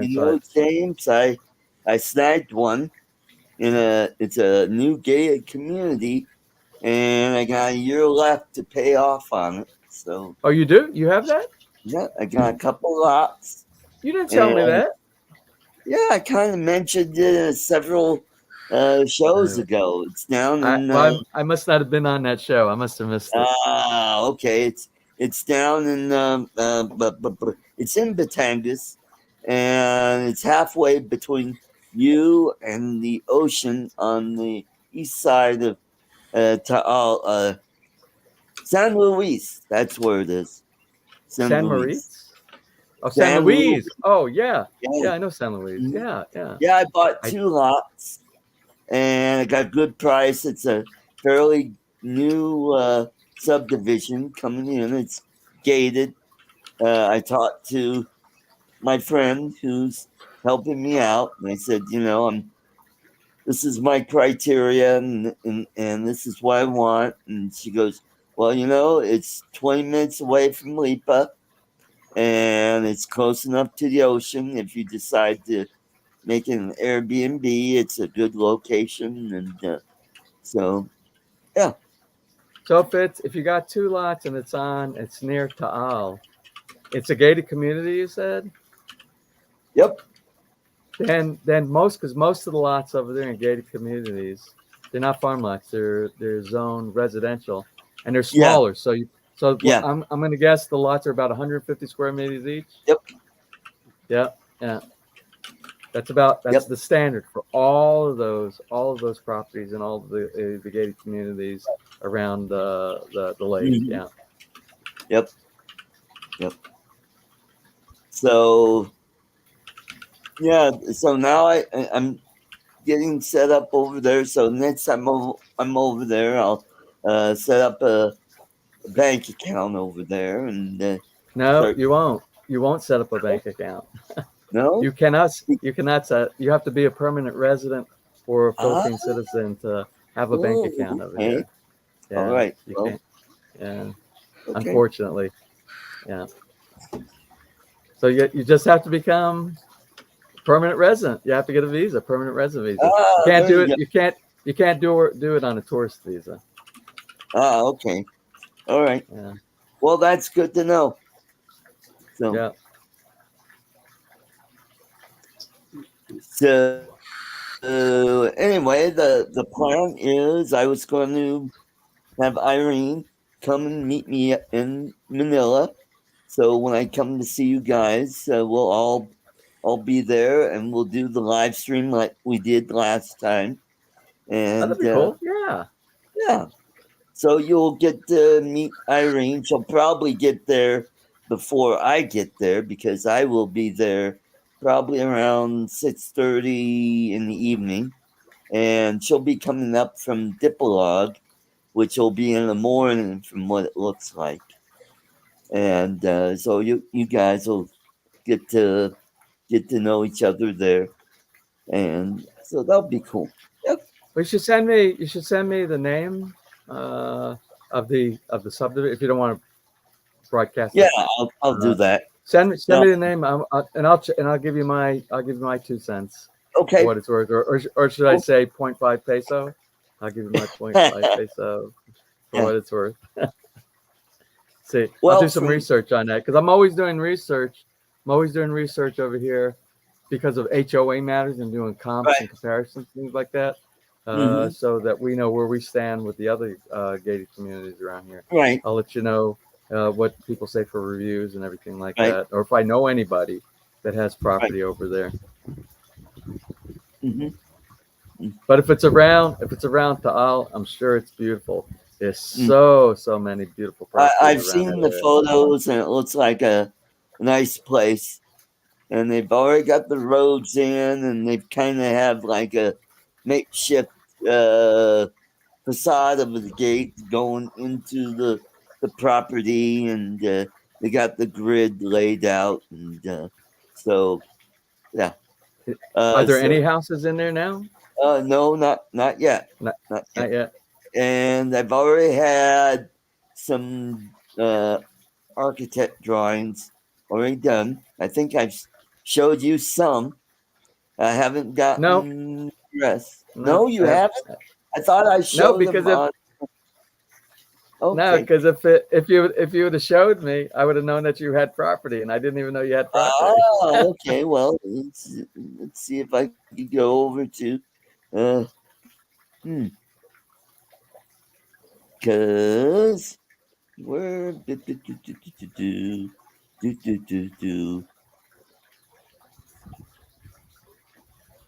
if I go over here and go over to here and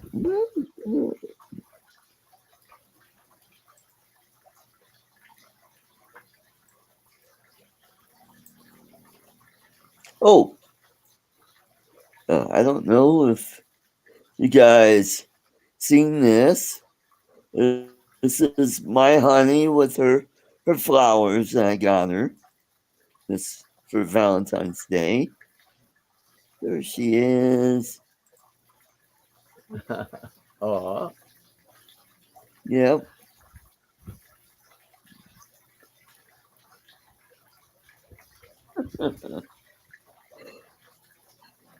Lon, she has 2 kids. They are 8 and 6 years old. And the oldest one is, she's a baton, not a major, but she's in that area of school. Let's see if Nancy's got, because I know she. Let me see if I put those in dots. I think I did.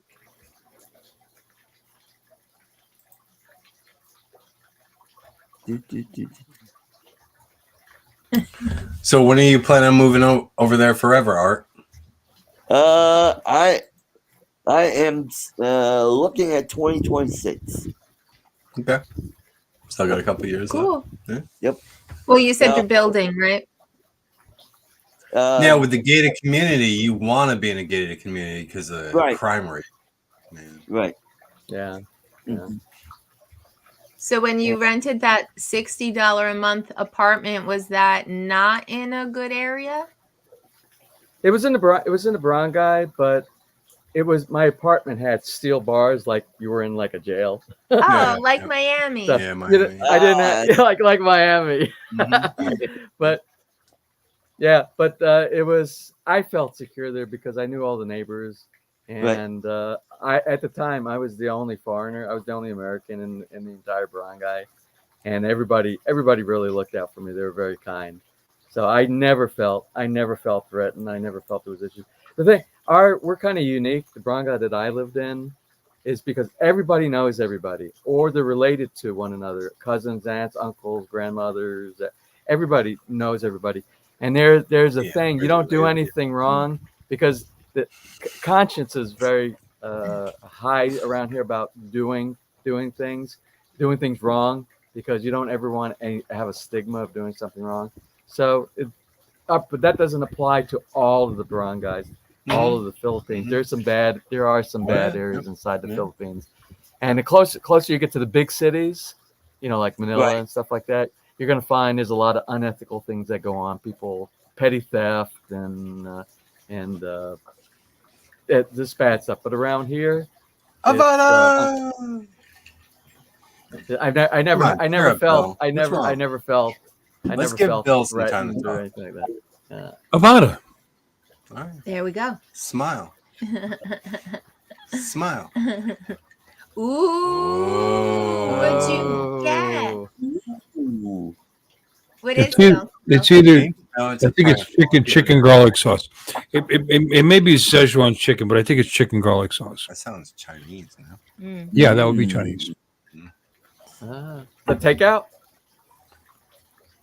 No, his wife is a chef. My wife, yeah, she serves me Oh, food in plastic takeout. Silly. I thought it was takeout. It looked like you had. I thought that's why you were gone for so long. I thought you were at the front door waiting on the delivery guy. No, I had to reheat it. It's been sitting there. I haven't eaten all day. Nothing. Liar. I had one of those protein shakes in the morning. That was it. But that's exciting news, Art. That's exciting news. What was his name? If you are on the east side of Taal, it means you're literally only about 30 minutes away from the house here. 25, 30 minutes away from the house. Mm-hmm. Yeah, my friend said it was like 20 minutes from Lipa, and I go, hey, that's great. And it's like it's kind of just a few miles from the ocean, and that's where there's a lot of dive places down there. So if I want that side, an Airbnb, it'd be like a perfect place, to have that. Yeah. From there on that's on the west side. You go on the west side of Taal, then you go over to the coast, and there is Nasubig or something like that is that name of that area. What Nasugbu, and then that goes along the coastline around the Mabini, and then it goes down to Batanga City. Right. That whole area are dive resorts in that area. Right. So, I'm like northeast of Mabini. Yeah. So So lots of easy afternoon day trips going out there to be by the ocean from that area over there. Yeah. Mm-hmm. Yeah, my friend, she knows a lot about the Philippines, and she goes, this would be a good place if you want to turn it into an Airbnb. You could rent it out and make good income, or so that'd be a good place. And so who knows, maybe that might be my forever place there in the Philippines, or it might be something temporary for a while until something else comes along. And I really would like to get that lot that Nelia's got. If I could figure a way to swing that and build a nice little place, and that'd be our forever place there, and then turn this other place into an Airbnb. Income. Yeah, for income. Yeah. Yeah, for income. Yeah. There are a lot of expats that come over here and they do that. They turn facilities into Airbnbs or like hotels and stuff like that. Right. Anything that's close, especially if you're close to like the water, anywhere by the water and things like that. Mm-hmm. What? Yep. How was your poop, Charles? Oh, I didn't go to do that. I did something else, and then I just forgot that I had my. I knew we should have been singing the Jeopardy theme. Yep. You're right. That was something else. That was just something else.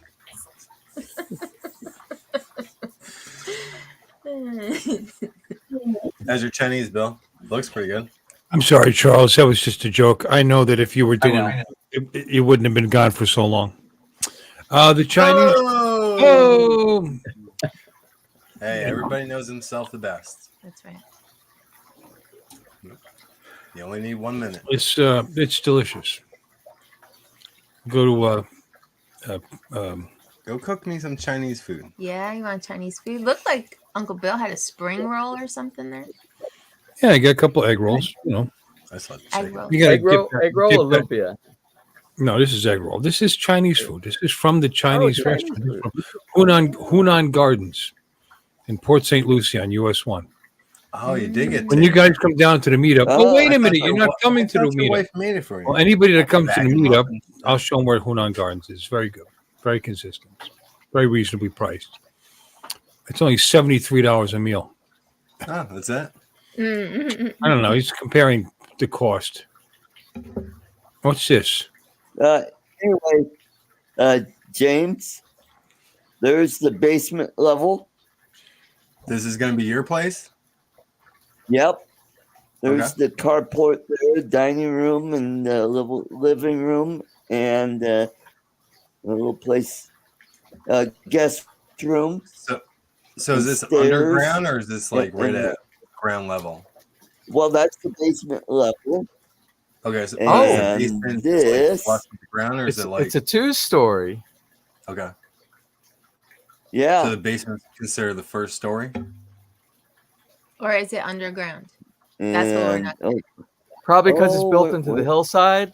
Okay. Most So everything okay. Partial. Okay. Yeah. Okay. Everything around the Ta'al Lake is on the hillside because it's all a big incline going up to the main city. So if you use the kitchen in the basement, you don't have to clean it because that's the dirty kitchen. Well, that's the dirty kitchen. That's what it said. Dirty kitchen. I don't know. Is there a dirty bathroom too? Oh, definitely a dirty bathroom. Dirty bathroom, yeah. For sure. Only if you're there, Bill. All bathrooms are going to be dirty. Well, for first couple of weeks, they'll be clean. Yeah. Sure. After that, I wouldn't. So that's where you'll be hanging out, Art, right? Down here in the basement area by the dirty kitchen. There you go. You're a dirty boy. And this is the first floor, huh? Oh, that's the carport, living room. They got 2 living rooms, 2 dining rooms, 2 kitchens. Why? Vlog room. Yep, in the kitchen. Wow. Look at that. Well, he's a big time channel. Yeah, you gotta have a vlog room. Yeah.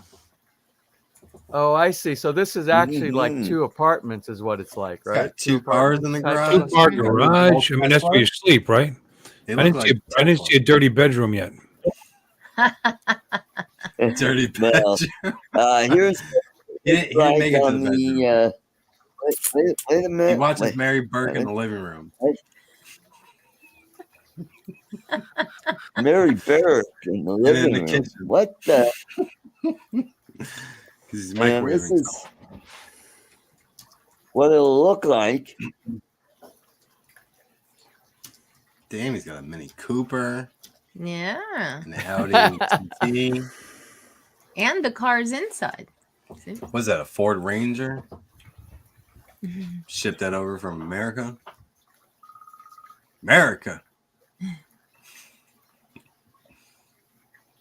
Art America. Yeah. Well. Hey, Bill, can you send another couple memberships, please? Yeah. Art's got to pay for this new place. Run that train, Art. Yeah, there you go. Come on, no, seriously, where were the bedrooms? Were they in the basement? No, on both floors. Well, one like, of them like is. 2. And here's the other. Here's the other. In the second floor. Yeah. So this is 3 stories. What? 3 That's bedrooms. He's got more floors than James. Yep. There you go. All right, you must be holding out on us, man, because YouTube must be paying you big bucks these days. Yeah, I was just thinking that's the last time I donate to this channel. It's all these memberships you're making money on that's paying for. Yeah, this, where's the Uncle Bill wing for my donation? There you go. You haven't donated enough, Bill. Put you in the basement, Bill. 10 more. You'll get a little brass plaque over the garage. Yeah. Because I'm gonna say I don't know. I don't know. The screen. He's looking at it. He's like, you know, James. I don't know. Are you? This is personal. You don't have to answer. But are you paying for this? Is this coming from you? That's the plan. Because so that far. property, and that house plan you just showed me together combined, that's like 30 million pesos. That's what like is that that's in dollars? 300. That's in dollars. That's about $600,000 US. 600. About 600. Art has a secret OnlyFans page that he's never told us about. Yeah, there you go. Yeah, That could be true. It's not actually. It's I'm only sure there's people out there that want to see it. For that location and for that build you have right there, that's right at 30 million right there. At least probably. James, the lot Yeah. was under 10K. $110 US dollars. Under 10K thousand. Dollars. 10,000? Under. Yep. Under. It was under that. So 9,999. Oh, then I'm gonna have to look. Then okay, that's not what I thought the type of a gated community. Yeah. But yeah. So how much is the house under? It'll probably be around 20K. So No. 30K total. Who's telling you this, Art? Yeah. It's Well, made out of I mean, bamboo. Well, that's just a start, you know, Whoa. James. Yeah. That's how it rolls, you know. Whoa. Yeah. Don't wire Yeah. anybody You- any money. That's No, that's a gang down in Minden now waiting for it. Don't wire Yeah. any money. I'm going to tell you right now. It's impossible. Even if they built that out of cardboard, they cannot build that for 20. Well, you can tell those were model cars. The house is only this big. No. it's only You- that big. Art, Yeah. Art, you need to be careful. No, I'm serious. I'm being serious with you right now. James, You we gotta need look to be into this, careful. man. Somebody, I'm telling you, it's impossible. It's impossible. What you're saying right there to be built. Yeah, that 30,000. that building plan right there. 600,000. That building plan for that one right there is the equivalent to around between 300 and 400,000 US dollars. That building plan right there. Well, I'll take 300 you. to 4. Yeah. It's I not- deal with this. it's- Art, just I figured it deal out. with this every day. I deal with this every day.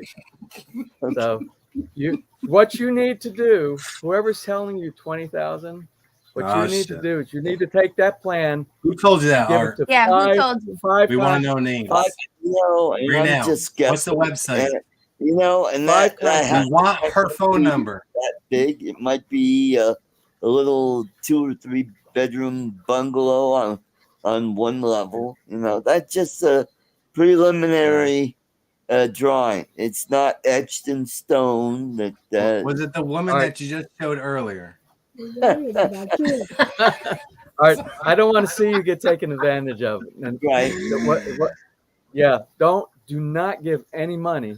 Do not give any money. That was to Nigerian fence real estate, right? Right. That's right, Bill. Philippine Bill. I'd Oh my imagine. God.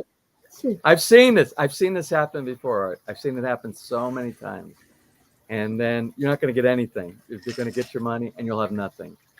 That literally, that building you showed me, that floor plan that you have, the floor plan, I'm telling you, it's 300 to 400,000 US dollars for that right there.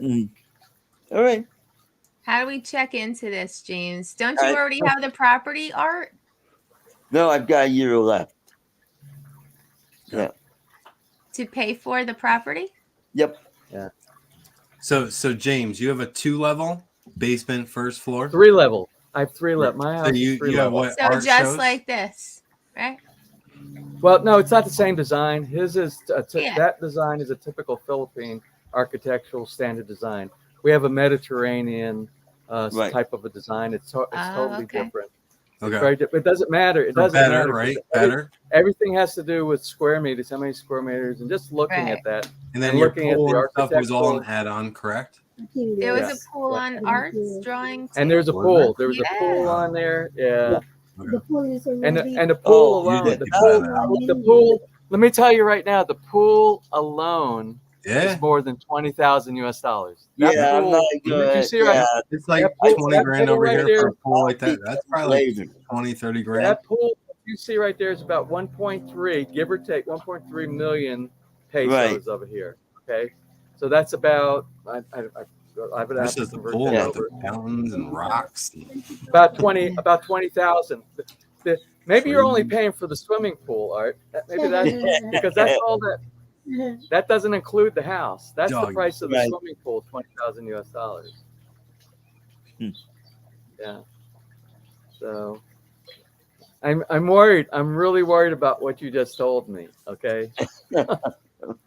Yeah. So Yeah. We're worried too. Yeah. Because 30 Check grand, into the lot that he's buying. we're ready to go. They've been giving them money for a lot. And I don't Is there actually a lot there?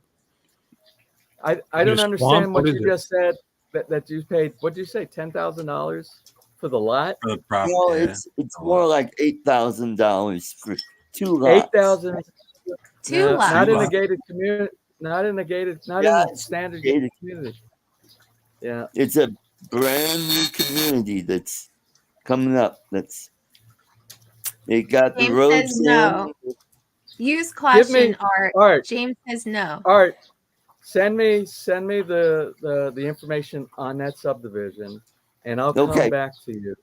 I'll come back to you with the actual amounts, because the guy that sells lots here for our developer, Bill has a wonderful head of hair. He really does. I have a good relationship. His family comes over here, that they swim with us and all. And if I ask him about prices, he's able to give me the skinny on everything like that. And you got to be real careful, because people will sell you lots around here, and you'll pay for it, and you'll find out that somebody else owns that lot. Yep. And then it's really not a clear title on that lot. That's one of the biggest problems over here. That's normally why you buy in a gated community. That's when you told me that this is a gated community, and you're buying two lots in a gated community for $8,000 US dollars. The equivalent of $8,000. Well, they're small. It doesn't matter. It doesn't matter, because that's considered the Tagaytay area. All right. Everywhere around Taal Lake, it's competitive with the Tagaytay area right there. Whether you get it in Talisay, San Nicolas, the area that you're talking about right there, all those areas around there, you're paying. It's a premium. We can't even afford. We can't afford properties over there. That's where I wanted to buy property over there, but we couldn't afford. That's why But you're not Art Carlson. You know, they're looking at his YouTube channel. They see the star power. We're gonna get him in here. Yeah. We're gonna. Maybe that's what it is. Maybe they're giving you a promo because you're a YouTube superstar. So just let him just send a 30,000. It's no big deal. I mean, you know how much money he's got in his bank account, anyways? Like 30 grand is nothing. Yeah. Well, guys, he makes it rain all the time. I'll do that. And we've done over 3 hours, and so I'm going to end this, and then we'll keep on chatting after I close the show. Maybe you will. You can. Yeah, I was supposed to be gone already. I'm supposed to be over at my Australian. No, James, you need to talk to Art about that property so you can find out. Yeah. Please. I'll briefly talk with you offline. I'll fall asleep to it. All right. Yeah. Everybody, thanks for coming, and you enjoy your weekend, and we'll catch you all next week. Goodbye, everybody. Good night, folks. Bye. Be a cemetery